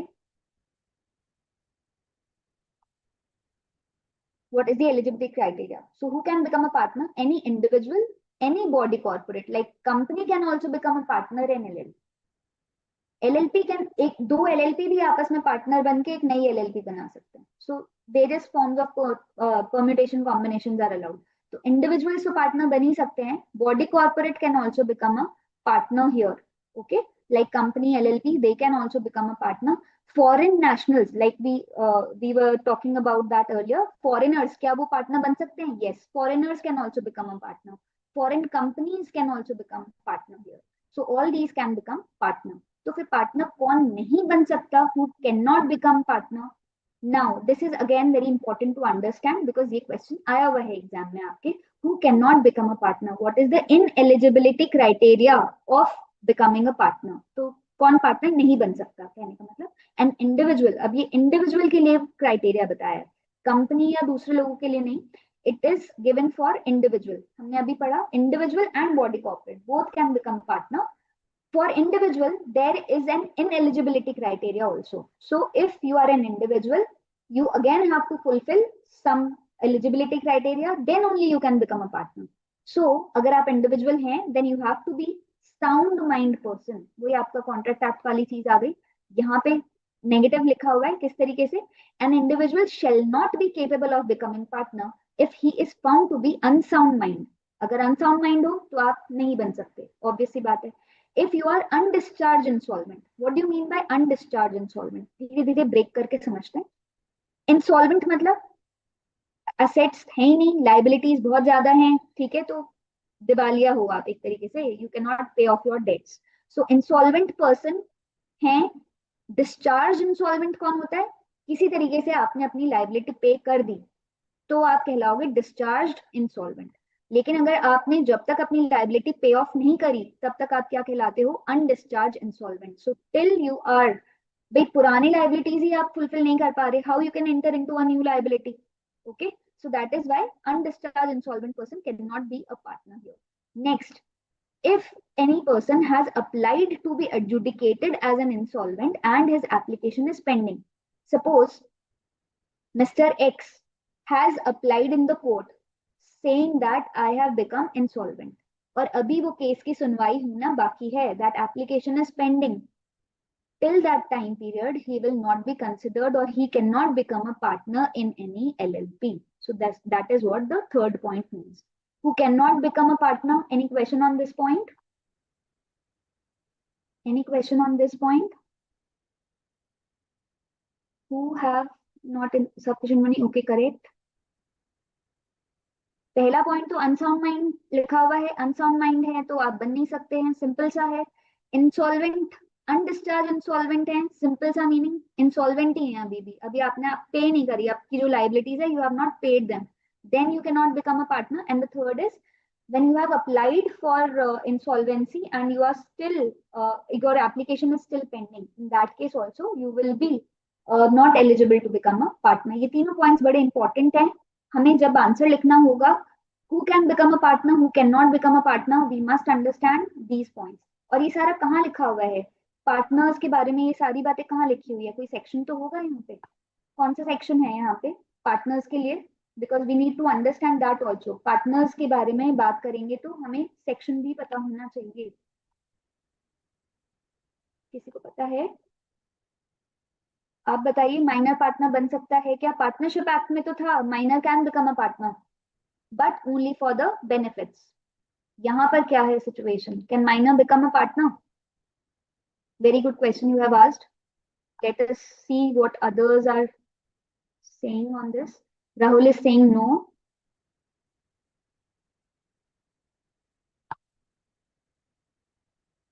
No, only for benefits here also. Okay. इस point को है ना आपके मॉड्यूल में क्लियरली दिया हुआ है, तो हम एक बार ये वाली स्लाइड कंप्लीट करते हैं and then we will switch to that also. तो minor can become a partner और not, that is a very good question. Annual filings का बीच में कहाँ से आ गया, अभी बताते हैं वापस. पहले एक बार ये वाला स्लाइड कंप्लीट करते हैं. मिनिमम पार्टनर रिक्वायरमेंट, और इसका सेक्शन भी हम अभी डिस्कस करते हैं. यहाँ पे लिखा हुआ आ गया सेक्शन 6. किसी ने ध्यान दिया था? सेक्शन 6 के बारे में ये चीजें चल रही है आपकी. सेक्शन 6 में आपका ये सारा लिखा हुआ होता है कि पार्टनर कौन होगा, और अगर मिनिमम नंबर ऑफ मेंबर्स जो यहाँ पे बोला है, how many members are required, how many partners are required, तो अगर उससे कम हो गया, ये अभी पहले हम ये येलो वाले पार्ट को समझते हैं, then we will study this one. Minimum partners required, so in every LLP at least 2 partners are required. ये हमने बार बार बात करी ली. आगे वाली लाइन बड़ी इंपॉर्टेंट है, ध्यान से पढ़ते हैं.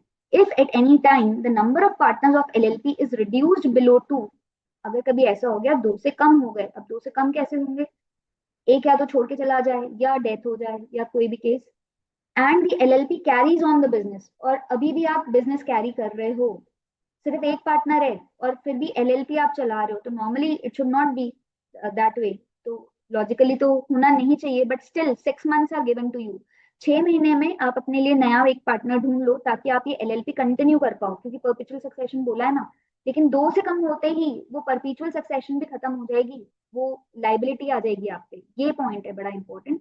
If at any time the number of partners of LLP is reduced below 2 and the LLP carries on business for more than 6 months while the number is so reduced, जब तक मतलब एक ही पार्टनर है और वो 6 महीने तक बिजनेस कंटिन्यू कर रहा है, the person who is the only partner of the LLP during that time, that means A और बी पार्टनर थे, ए की A is still there but B की डेथ हो गई suppose, and A still continuing the business for 6 months. In that case intentionally वो इस तरीके से कर रहा है, ही शुड बी अवेयर कि एलएलपी है तो he should be having more than two, at least two partners, but he was given 6 months also to fulfill this thing, but he did not. So in that case he is considered to be guilty. अब उसकी liability unlimited हो जाएगी, he will be personally liable, ये point यहाँ पे लिखा हुआ है. So what is the important point? If at any point of time number of members are reduced below 2, दो से भी कम अगर हो गए, and you are still continuing the business, तो जो भी पार्टनर बिजनेस कंटिन्यू कर रहा है he will be made personally liable, या उसकी लाइबिलिटी अनलिमिटेड हो जाएगी. So important thing, normally the liability of partners is limited. एक फ्रॉड वाला केस था जब हमने बोला था कि उसकी लाइबिलिटी अनलिमिटेड हो जाएगी, और दूसरा केस ये वाला है when the reduction of members is below the minimum, that is दो से भी कम अगर मेंबर हो गए and the business is continued for more than 6 months, then the only partner which is there he will be made personally liable. Personally liable matlab his liability will be unlimited. Okay, any question at this point of time?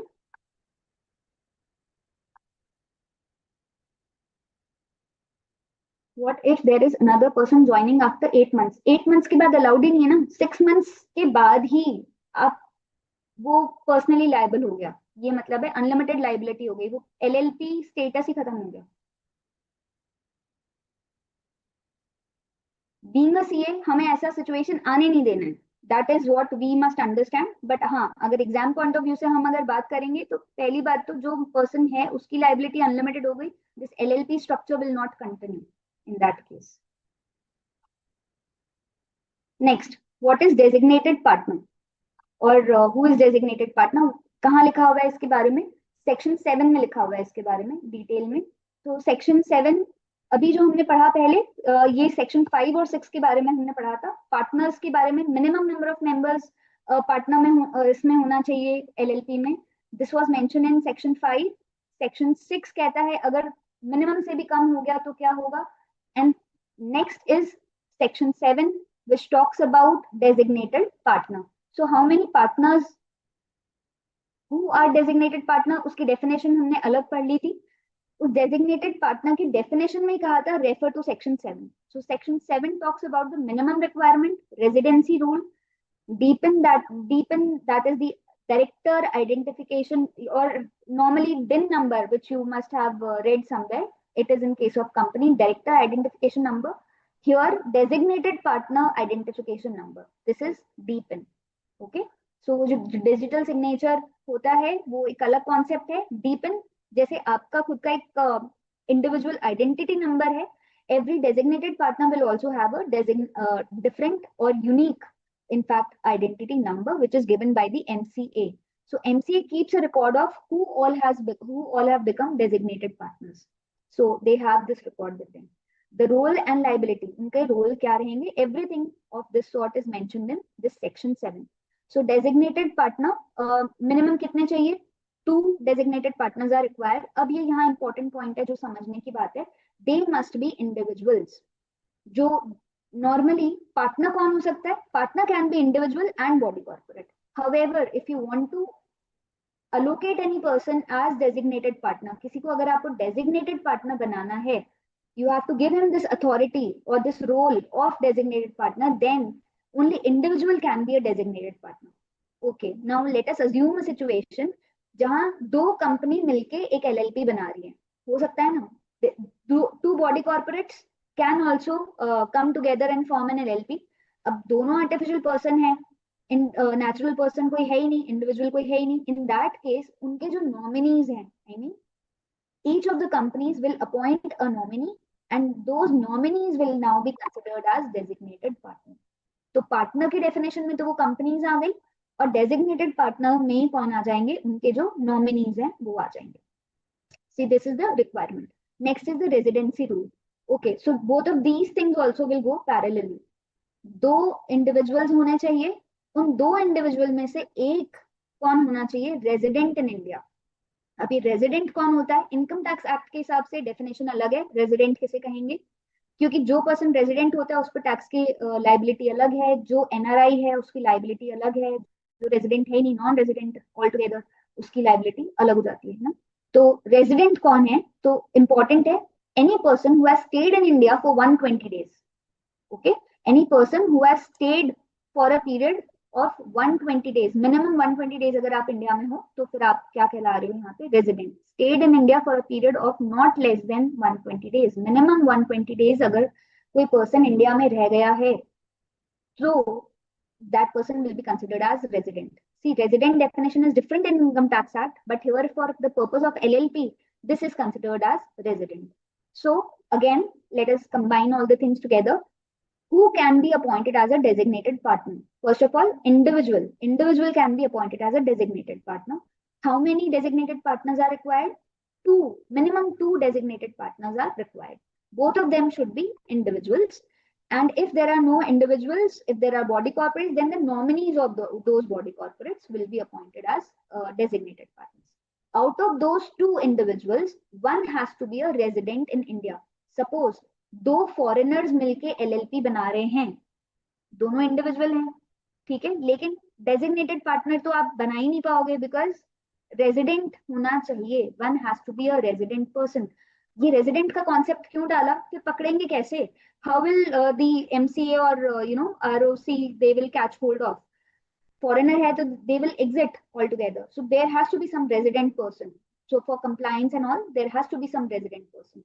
So one resident has to be there and one foreigner.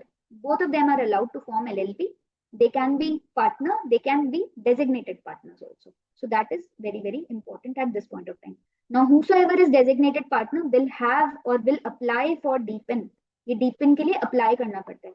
Okay, so you will have a separate or a unique identification number which will be there in the records of the MC that this person is a designated partner. Next, role and liability. What will be the role of this designated partner? He will be responsible for all the legal compliances. Okay, he will be liable to all the penalties imposed on the LLP or any contravention of those provisions. Now, ये scenario हमने already कर लिया है. Let us move further. What is the liability of designated partner? ये section 8 में लिखा हुआ है. Designated partner की duty होती है to file all the documents, returns, statements, etc. And they are liable to the penalties imposed if any. Let us quickly go for the questions. These are very simple questions. Okay, first question: minimum number of partners required in LLP? I think you all know this. Yes. 2. Next, question number 2. Liability of partners in LLP is limited, unlimited, limited to capital, limited to contribution. The word is contribution, limited to contribution. D option will be correct. Okay. It's not just limited. You have to say it to the full. Limited to contribution. How much they have contributed. Okay. Next question. Question number 3. Resident in India for LLP means a stay of कितने दिन के लिए रुका होना चाहिए India में? The answer will be option C, 120 days. Okay. Next question. LLP agreement governs. What will be mentioned in the LLP agreement? In short, LLP agreement governs means what all will be mentioned in the LLP agreement. So it will have, let's see who has given the correct answer. Okay, Subhash has given correct answer. Param has also given correct answer. Only 2. Sarla has also given correct answer. The answer is C, internal rights and duties. Okay, next question number 5. Which entity cannot be converted into LLP? This should be simple and easy. Which entity cannot be converted? Option is C, correct. Yeah, most of the students have given the correct answer. Rashi, Angel, all of you have given the correct answer. Okay. Okay, I'm quickly moving to the next part, that is incorporation process. Okay, अब समझ में आ गया LLP क्या होती है, partner कौन होते हैं, डेजिग्नेटेड पार्टनर कौन होते हैं. वो if I compare between LLP and partnership, LLP and company, कौन सा अच्छा है, what are the advantages of forming LLP, सब कुछ समझ में आ गया. बट बनाएं कैसे, how to form this LLP, मुझे अब बनाओ तो सही, कैसे काम कैसे करना है उसके अंदर. सो that is the question now, and that is what we are here to understand, how to incorporate the LLP. ठीक है, how to incorporate the LLP, how to start the LLP, how to register this LLP. So section 11 talks about the incorporation process. आपको क्या क्या करना है. 12 में finally registration will be given by the registrar of companies. Okay, so simple, जैसे मुझे अगर registration करना है तो मैं रजिस्ट्रेशन का फॉर्म भरूंगी, जो भी फीस है वो सबमिट करेंगे, एंड देन जो सीए इंस्टीट्यूट है they will check my application, they will check all my documents जो मैंने अटैच किए होंगे, साथ में मार्कशीट वगैरह, एंड अकॉर्डिंगली सारी चीजें सही होंगी, then they will give me that number. You understand that जो हमारा एक सीआरओ एनआरओ जो आपको नंबर मिल जाता है, तो आप रजिस्टर हो गए उसी इंस्टीट्यूट के साथ. So that kind of thing that is known as certificate of incorporation. आपको एक मतलब हमें, हमारे लिए तो रजिस्ट्रेशन लेटर आ गया हमारा कि we have been registered. For LLPs this is known as certificate of incorporation. एक वहां से एक लेटर आ जाता है, from this date now you can consider yourself और you can say to the world that you are a LLP. ठीक है, तो section 11 is about these 4-5 points. First point, it says that subscription. Subscription मतलब कौन वो form भरेगा या किस किस का नाम लिखा जाएगा, who can be members in that application. Normally जब हम एप्लीकेशन फाइल करते हैं इंडिविजुअली फाइल करते हैं, but in case of LLP as we know minimum 2 persons are required. ठीक है, 2 इंडिविजुअल्स हो सकते हैं, 2 बॉडी कॉर्पोरेट हो सकते हैं, 1 इंडिविजुअल 1 बॉडी कॉर्पोरेट, जैसा भी.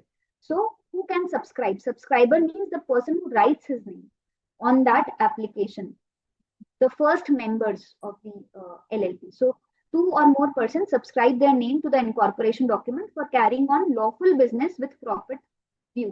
सारी चीजें आ गई, सब्सक्राइबर भी होने चाहिए, बिजनेस भी होना चाहिए, बिजनेस लॉफुल भी होना चाहिए, and then with a profit motive. ये सारी चीजें आप उसमें लिख रहे हो. मतलब there is a specific form, FiLLiP form है. If you can just note it down, FILLIP, Philip form is there to fill for this incorporation document. Next, now after filling this form, you have to file it with the ROC. आजकल सारा process online है, everything is online. The form is available online. You have to fill whatever is asked, and then automatically you have to click on the submit button. Then you have to pay the fees, and your process of this registration or incorporation will start. Okay. File incorporation document with the registrar of the state where the registered office is to be situated. Okay, so this registered office point is very important again to understand.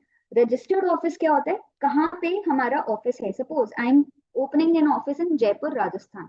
So Rajasthan is my state basically. तो registered office जहां जिस state में होगा, every state has a registrar of company. So different Rajasthan overall will be manage by 1 ROC. सो मैंने अगर राजस्थान में किसी भी एक डिस्ट्रिक्ट में अपना ऑफिस खोला है, तो राजस्थान के ROC के पास ऑटोमेटिकली चला जाएगा. ठीक है, nowadays it is online, so we don't have to worry about कि I have to send it to whom. So automatically it will go to them. Next is compliance statement. This is again very important. Who will file this statement? हमने application भर दिया, then last में एक verification होता है normally in our forms also, wherein we say that I hereby say that जो भी मैंने लिखा है सब कुछ सही है. So who will say that whatever document, whatever information is filled up, that is correct or not? So there, the compliance, whatever has been stated, whether it is true or false, it has to be given by any CA, CS, CMA or advocate, and along with the person who is applying for it. So ये compliance statement हमारी तरफ से जाता है, तो हमारा rule starting से ही आ गया. So you should understand that way. Their CA is involved in forming the LLP. CA will be required at the time of filing the application, at the time of incorporation of the LLP itself. His statement is required. So he will say that whatever document they have filled, that is correct. And there is a separate format for that. We are talking about 11, section 11 altogether. So 11(1)(a), 11(1)(b), 11(1)(c we have done with. Next is registration and certificate of incorporation. So if we have complied with everything, सारी details सही हैं, then registrar of company will retain this document, and then they will issue certificate of incorporation within 14 days. This time limit you have to remember, कितने दिनों में हमें registration मिल जाएगा within 14 days. As soon as we have applied, 14 days का target time है, TAT जिसे बोलते हैं turn around time. Within that time, they have to check the application, कोई query है, then they will raise the query that some document is missing or what.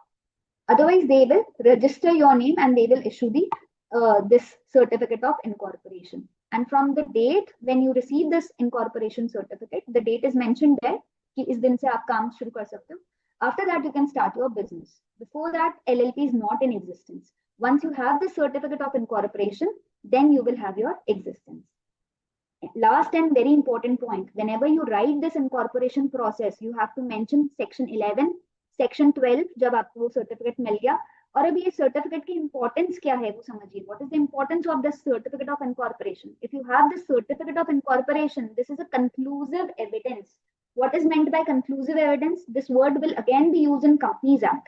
So you have to remember that time also. If suppose any document was not submitted, or there was something which was some document was missing, whatever, but still you have got this incorporation certificate. If you have this incorporation certificate, this simply means no more evidence is required to justify that you are an LLP. So it simply says that this certificate acts as a conclusive evidence that the LLP is incorporated. जो requirement था हमने सब बता दिया था, चाहे बताया हो चाहे नहीं बताया हो, अगर सर्टिफिकेट मिल गया, this simply means it is a conclusive evidence, final evidence. अब कोई क्वेश्चन हमें नहीं पूछ सकता विद रिस्पेक्ट टू एनीथिंग. ठीक है. So anything which is if you have already got this certificate, no one can ask you that you have not filed this document और this thing is incorrectly mentioned here. No questions can be asked. So that is why it is said that it is a conclusive evidence. What is the effect of registration? Section 14. So again, let me tell you, if you have this kind of question where you have to tell about the incorporation process, you have to remember section 11, section 12, जहां पे आपको ये certificate मिल गया, and then you have to mention section 14 also. Section 14 talks about effect of registration. What is the final effect of registration? आखिर registration से क्या होगा? You will have all the powers. You will have the powers to acquire property in your name. You have the power to sell property in your name. You have the power to conduct business in your name. In your name means in the name of LLP. Okay. Just like a body corporate can do anything, you can also do. Like LLP can also function that way. It can sue or be sued in its own name. That is the effect of registration. So the body corporate thing, the body corporate characteristic comes only after registration. Okay. So only then you become a LLP. Let's move further. What are the incorporation documents required? So section 11 subsection 2 talks about the documents which are required. So name has to be there. What business you want to do, you have to mention that. You cannot say that we will think later, we just want to start as of now. You have to mention what is your business, because your name should match with your business. Sometimes they see that also. You should have a registered office address. You have to mention that here is the place where we will be having our office to, so that you have a proper communication. Next, regarding the partners also, you have to mention at least minimum thing. You have to make sure that you have minimum number of members as partners. Designated partners detail is also to be mentioned. You cannot say that let us have LLP first and then we will appoint someone as designated partner. No. At the same time, you have to mention these persons will be our designated partner, maybe the same persons, or any other prescribed information, because the whole format is there. Keep on filling and you will have the details like that. So here again, very important thing is mentioned. False statement. If you write anything wrong there, if you make any wrong statement, in that case, imprisonment can be there. Okay, jail भी हो सकती है, up to 2 years, 2 साल तक की jail हो सकती है. ठीक है, that is the maximum limit which they have mentioned, and a fine of minimum 10,000 rupees, maximum it can go to 5 lakh rupees. तो अगर कुछ गलत बोल दिया किसी ने, जो भी उसमें साइन जिसने भी किया है उस डॉक्यूमेंट को, उनके ऊपर है ये लाइबिलिटी. एलएलपी तो बनी ही नहीं, तो एलएलपी पे नहीं है ये फाइन और पेनल्टी या जेल वाली बात. ये सारी किस पे है? जो भी पर्सन उनको साइन कर रहे हैं. ठीक है, सीए पे भी लाइबिलिटी आ जाएगी अगर उन्होंने कुछ गलत किया होगा. Okay. Next, registration and its effect. This we have already understood कि as soon as you are registered, obviously if your documents are completely there, then registrar will take 14 days to finally issue the certificate. That is what is mentioned there, and it is a conclusive evidence. Already we have discussed this all. And what is the effect? Section 14 gives you all these rights. You can do any action which is legal. You can acquire property, you can dispose of property in your name, whether it is movable, immovable, tangible, intangible, anything. Okay. And you can even have your common seal. That is what is mentioned. So registration and its effect, you can sue on your in your own name. This kind of diagram also you can make in the exams if time allows you, or in short you can just write it this way. Normally the answer has to be very presentable. So that is section 14. Now let us talk about registered office. क्योंकि application में हमें क्या लिखना था? Registered office है हमारा, कहाँ पे हम अपना ऑफिस स्टार्ट करेंगे. तो suppose you want to start some you want to do some activity in Pune. So Pune can be Pune maybe kahan exactly you have to have your registered office address, so that any communication, like if any document has to be sent by this ROC to you, then in that case this proper office address should be there. So registered office address has to be mentioned. So every LLP must have registered office to which all the communication and notices may be addressed and where they shall be received. So proper address has to be mentioned. जैसे आप लोग भी जब अपना application भरते file करते हैं, तो we write our permanent address and the communication address, right?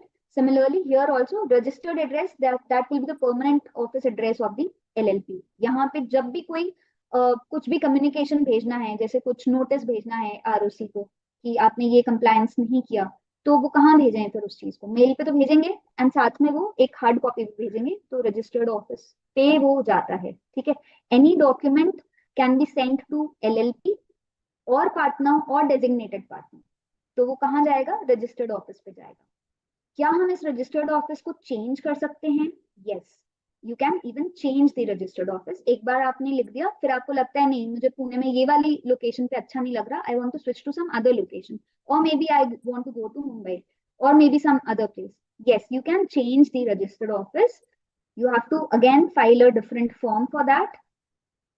You have to you can make changes on your own. Partners आपस में discuss करके change करके और notify कर सकते हैं ROC को. So LLP may change the place of its registered office, file notice of such change with the registrar in such form and manner and subject to such condition as may be prescribed. See, Companies Act में भी different चीज आएगी. इसी चीज के बारे में कुछ हम डिटेल में पढ़ेंगे. As of now आपके लिए इतना सा important है, whenever you want to change your registered office, you don't have to seek permission from ROC. आपको permission नहीं लेनी है, आप change कर लीजिए, but you have to notify them. उनके records में भी आपको change करवाना पड़ेगा. You have to get your records updated with the new address. Just like in normal scenario, as a student, if you change or if you switch to some other city, or if your address is changed, you obviously communicate it to the CA institute. नहीं तो कुछ books आनी है अगर, या अभी MTPs आएंगे आपके पास या RTPs आते हैं आपके पास, तो कहाँ पे भेजेंगे? CA institute. So that is why you have to give your proper address. Whenever you are changing, you have to notify them. If you do not do that, then there is a penalty provision. What is the penalty provision? दोनों चीजों पे है. अगर originally आपने चीजें नहीं बताई या कभी चेंज किया और चीजें नहीं बताई, then in that case see the penalty 500 for each day, and if the default continues maximum it can go to 50,000. Okay. And किस पे लग रही है ये penalty? This penalty is applicable on LLP and its every partner, not designated partner, क्योंकि compliance वाली बात नहीं है अभी, क्योंकि आपका एड्रेस तो होना ही चाहिए ना. Therefore the liability is casted on every partner. Okay. Next, regarding name, every LLP, first of all they will decide their name. Incorporation document बनाने से पहले भी you should have your name. I'll take the questions at the end. Let me just complete this. Regarding the name, पहले name decide करेंगे and then we will fill up the form. हमें तो हमारा नाम पता होता है, that is why we fill up the form quickly. But in case of LLP, in case of company, what happens is if you have a similar name, suppose मैं ABC LLP बनाना चाहती हूँ, but there is already an existing LLP with the same name, I will not be allowed to have that name. Just like you make your Google Gmail account or any other email accounts. So sometimes the name which you want is not allowed to you because it already exists with someone else. So in that case also, here first you have to apply for the name, that I want this name, whether it is allowed to me, whether it is available for me. So you have to get your name reserved for yourself. This reservation is there for 3 months. Okay. What kind of names I can apply? Firstly, with your name, LLP should be there. I mean, whatever name you want to have for LLP, at the end, LLP word should be there. So mandatory suffix LLP should be there. So all this is mentioned in section 15.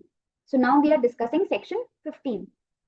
Prohibited names. Now there are some prohibited names which you cannot use. Like if you want to use the government or president terms or in your name, or maybe name of cities or something, or if you want to have the same name like Titan or maybe Reliance or something, you cannot use that because they are considered as undesirable or identical.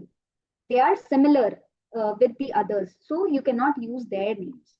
Okay, so section 15 talks about that you have to have LLP at the end. Second, you cannot have similar names with the others. Next is regarding the name reservation. You have to apply for the name that is run form, reserve unique name, RUN. Run form is there with which you reserve your name. And this is mentioned in section 16. This name, suppose this name is available, ABC LLP is available. Then ABC LLP will be available to you for 3 months. Within this 3 months, you have to apply for the incorporation document, and then you can have your LLP registered. Firstly, you apply your name. If the name is available, then you fill that incorporation form, and then you will get the incorporation certificate. Okay. Then next, can you change this name? Yes, we can change on our own also. And if someone complains that they are using similar name, suppose at the time of applying and the ROC did not also check their records and they gave the name to us, but later on some other person is coming and saying that they are having a similar name, and if they are saying that very strictly that we want them to change the name, then what will happen? They will file an application to central government, or there's a process for that. Central government will direct us to change the name within 3 months. We have to compulsorily change the name. So this is basically rectification of the name. The name which was given to us because of some error, now we have to change it. Now we are mandatorily have to change it. We are supposed to mandatorily change it. This is given in section 17. Okay. And within 3 months, we have to change this name. Within 3 months, we have to change this name. This 3-year next proprietary application, this is for the other party. Suppose Titan company or Reliance company, they are saying that I'm using their same name. Then within how much time they can apply? This is the time limit for them. Within 3 years of this incorporation of my company, they can apply. Suppose I have already been working since 5 years with the same name, then they cannot apply. So within 3 years, they have to take an action, and within 3 months after taking an action, I have to change my name. That is the thing which is mentioned here. Okay. So certificate of incorporation, I think this question is easy. Certificate of incorporation is issued within how many days? Quickly, let me check if you have the answer. Within 14 days, that is correct. And certificate of incorporation, if I ask about the section, that is section 12. It is given in section 12. Okay. Next, LLP name validity period. कितने time के लिए valid है LLP का name? If I apply for the name, for how many times for how many days or months it is allowed? It is available for 3 months. Basically, it is available for 3 months. Okay. Okay. So reservation of name, that is section 16. Next, a proposed LLP name Tech Solutions LLP applies for registration. However, an existing company named Tech Solutions Private Limited already exists. Now, can you see what is there? Tech Solution नाम से हम company बना रहे हैं, लेकिन हम तो LLP बना रहे हैं. Existing है Private Limited, तो हमें मिल जाना चाहिए ना. लेकिन क्योंकि MCA, ROC, they take care of company as well as LLP, they will not give you this name. Same name is there for company, then LLP cannot have the same name. So that is why, that is the question here. तो मिलेगा कि नहीं मिलेगा? Registrar ने reject कर the application, क्या बोल के रिजेक्ट करेंगे? The registrar rejects the application mentioning which of the following reasons? Yes, option B is correct. Many students have given the correct answer. Option B, that is identical and similar name. Great. Okay, so these are the questions which are normally asked in the exams. Let us see if you can answer this. Who are the individuals which shall not be capable of becoming a partner of limited liability partnership? इसमें क्या बताएंगे? What can you mention here?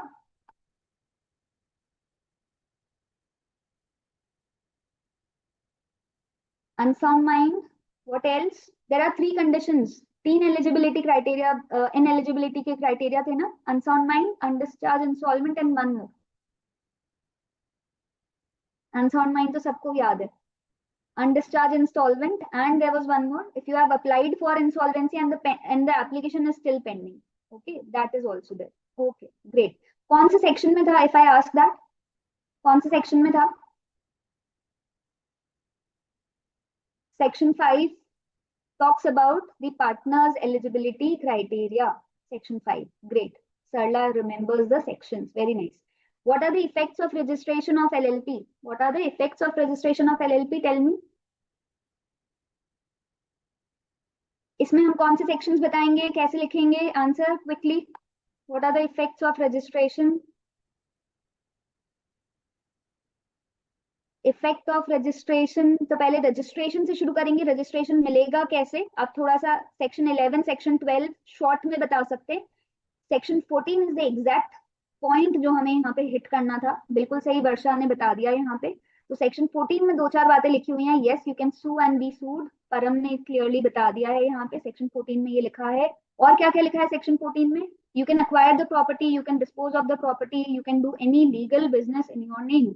ये सारी चीजें. You will have a body corporate existence. ये वाली बातें आपको बतानी. तो 11 12 14 ये हमें मिक्स करके यहाँ पे लिखना है. Second question. Third question. Explain the provision relating to the change of name of a limited liability partnership. Name change करने की बात. कौन सा section? Section 15 talks about the name. Okay. लेकिन name को reserve करना है तो section 16 होता है. Section 17 talks about the rectification of the name. Correct. आपके कोर्स में भी rectification वाला ही है. तो 17 शायद नहीं correct है. परम you are correct. 17 it talks about आप नेम चेंज करना चाहते हो पर फोर्स आपको चेंज करना पड़ रहा है. That is section 17. So that is what you have to mention. Okay, कितने टाइम में एक्ट करना है हमें उसमें? Within 3 months. जैसे ही सेंट्रल गवर्नमेंट ने आपको एप्लीकेशन भेजा, within 3 months you have to change the name. Okay, that is compulsory. Then differentiate between LLP LLC. We know this. Differentiate between LLP and LLC. I think this is easy. LLC simply means company. Company और LLP को हमें differentiate करना है. Great great great great. अब मैं quickly एक sections वाली list आपके साथ शेयर कर रही हूँ, है ना. वो एक बार आप लोग स्क्रीनशॉट ले लो and you can remember the sections that way. Okay. And if anyone has questions, I think we can unmute the students if they want to ask any questions. Just take a screenshot of this. Can you see?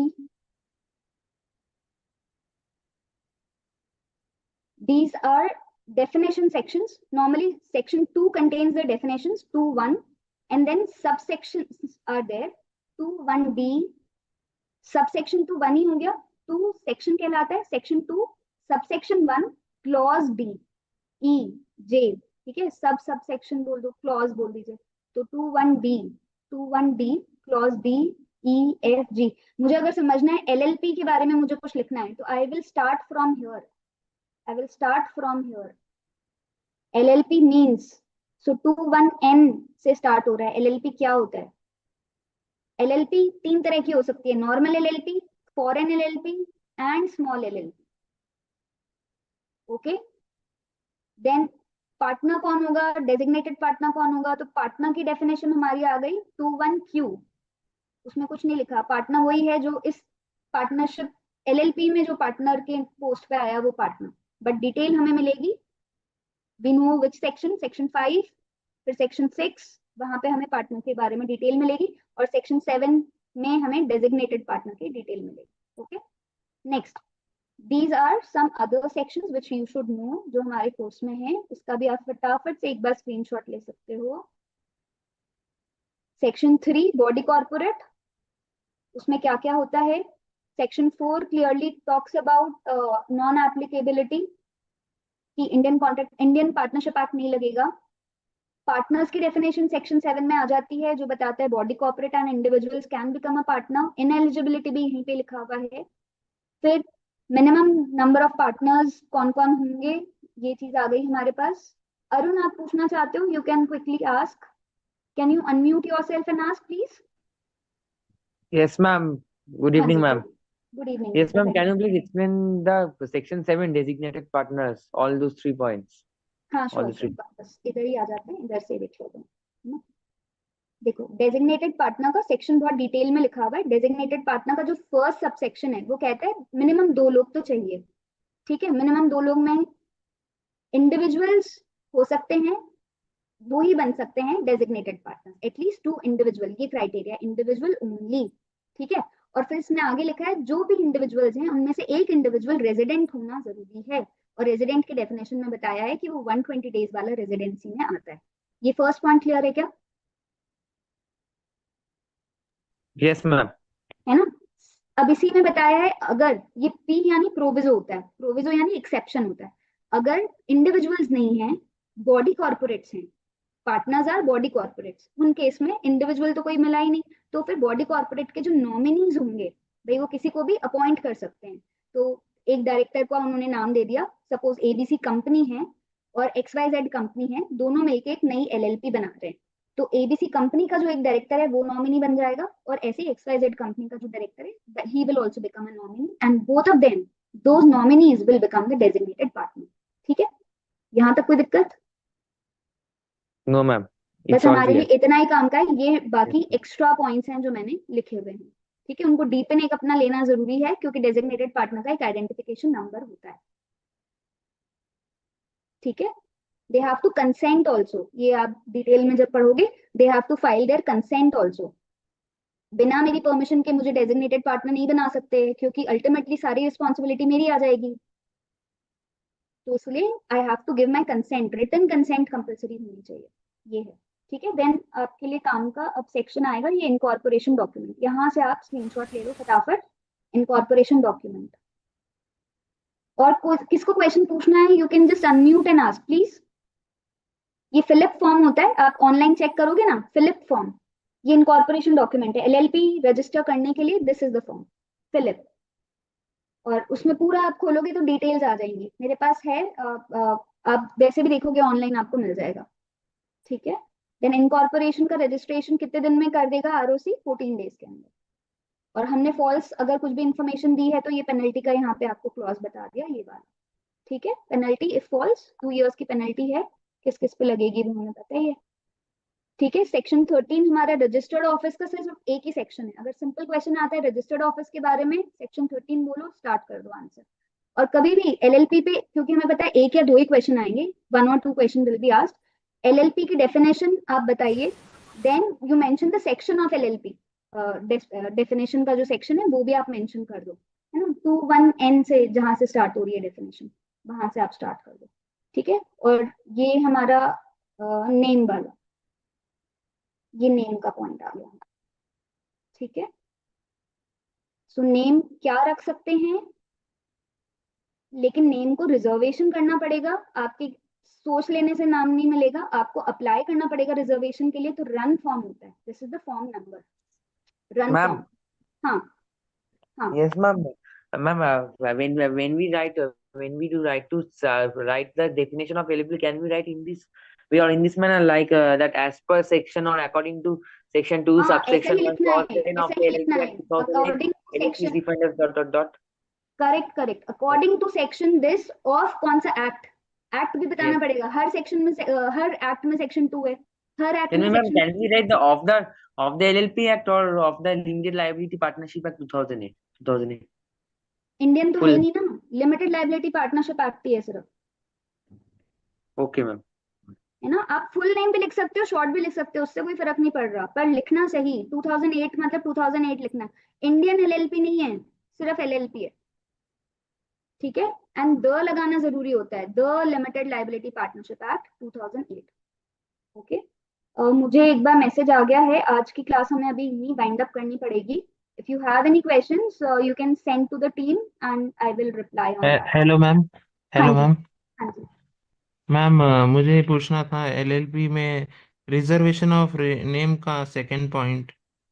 हाँ, reservation of name में सिर्फ ये है कि आपको apply करना है name reserve करने के लिए, एक फॉर्म भरा जैसे जाता है। ओरिजिनल प्लस टेन जो मैंने लिखा है वो पूछना है क्या? हाँ मैम। ओरिजिनल मतलब फर्स्ट टाइम मैंने अपना नाम जो सोचा, पहले तो उसके लिए मैंने दिया, फिर over the period of time मुझे नाम चेंज करना है अगर, तो भी मैं चेंज कर सकती हूँ क्या? सेक्शन 17 तो पर फोर्स हो गया, आपको नाम चेंज करना है, पर अब नाम चेंज करके क्या रखना है वो भी तो वापस पूछना पड़ेगा, वो भी तो वापस पूछना पड़ेगा, वो वापस के लिए आपको रिजर्व करना पड़ेगा अपना नाम, ये है। मैम मैम अगर मान लो जैसे क्वेश्चन पूछा जाए हम्म, इनकॉर्पोरेशन ऑफ एलएलपी, सिर्फ अगर इनकॉर्पोरेशन एलएलपी बताएं तो हमें सारे सब टॉपिक्स बताने पड़ेंगे क्या? नहीं, ऐसा नहीं होता कि बताने पड़ेंगे क्या, पर अगर मान लो तुमने आंसर दिया सिर्फ एक सेक्शन बताते हुए, मैंने आंसर दिया दो तीन चीजें एक्स्ट्रा बताते हुए, तो एज एन एग्जामिनर मुझे ज्यादा अच्छा किसका लगेगा आंसर? हमें मतलब ऐसे कैसे पूछा जाएगा, मतलब इनकॉर्पोरेशन एलएलपी में क्योंकि खूब सारे हैं, change of name of LLP, reservation of name और सिर्फ एक ही नेम। पॉइंट आएगा, या तो रिजर्वेशन ऑफ नेम पे आ जाएगा क्वेश्चन, या रजिस्टर्ड ऑफिस पे आ जाएगा क्वेश्चन। इनकॉर्पोरेशन अपने आप में एक डिटेल टॉपिक है। एनुअल फाइलिंग ऑफ डॉक्यूमेंट्स और फॉरेन एलएलपी क्या होता है? हमें अभी उसमें नहीं जाना, हमारे लिए डिटेल में है नहीं, वो मैंने शॉर्ट में बताया था। एनुअल फाइलिंग ओ, साल में एक बार कुछ फाइलिंग करनी होती है, ठीक है, डॉक्यूमेंट्स कुछ एमसीए मांगते हैं आपसे। ठीक है मैम, मैंने चैट बॉक्स में क्वेश्चन भेजा है, उसका आंसर कर दो। चैट बॉक्स में तो बहुत बड़ा सा आपने क्वेश्चन भेजा है भाई। एक ही क्वेश्चन भेजा है, ये रॉन्ग आ रहा था आंसर, इसका मुझे नहीं आया। नहीं, as per the provision of Indian contract act लिखा हुआ है, इसका मैं आपको अलग से भेज दूंगी, ये मैम को भेज देना आप, है ना, I will send it to you. आज हमें थोड़ा सा अभी जल्दी वाइंड अप करना है, मेरे पास मैसेज आ गया है, क्योंकि ये तो नहीं, कोश्योरिटी आपने वाला पूछ रहे हो आप। आपने पढ़ाया था ना इंडेमनिटी हाँ, एंड गारंटी, इसलिए इंडेमनिटी आप। का कोई दिक्कत नहीं है, आप मुझे अलग से भेज देना, आप मैम को सेंड कर दो, है ना, वहाँ पे बोर्ड ऑफ स्टडीज में आप सेंड कर दो, वहां से मेरे पास आ जाएगा, I will send it to you, मैं उसका रिप्लाई भेज दूंगी आपको, ठीक है ना। We should stick to today's topic only, that is, ठीक है। Can we wind up the session? आना तो, can we wind up the session? Yes, Divya, you can conclude the session. Okay okay okay, Thank you. Thank you so thank you, much. Thank you so much, thank you ma'am.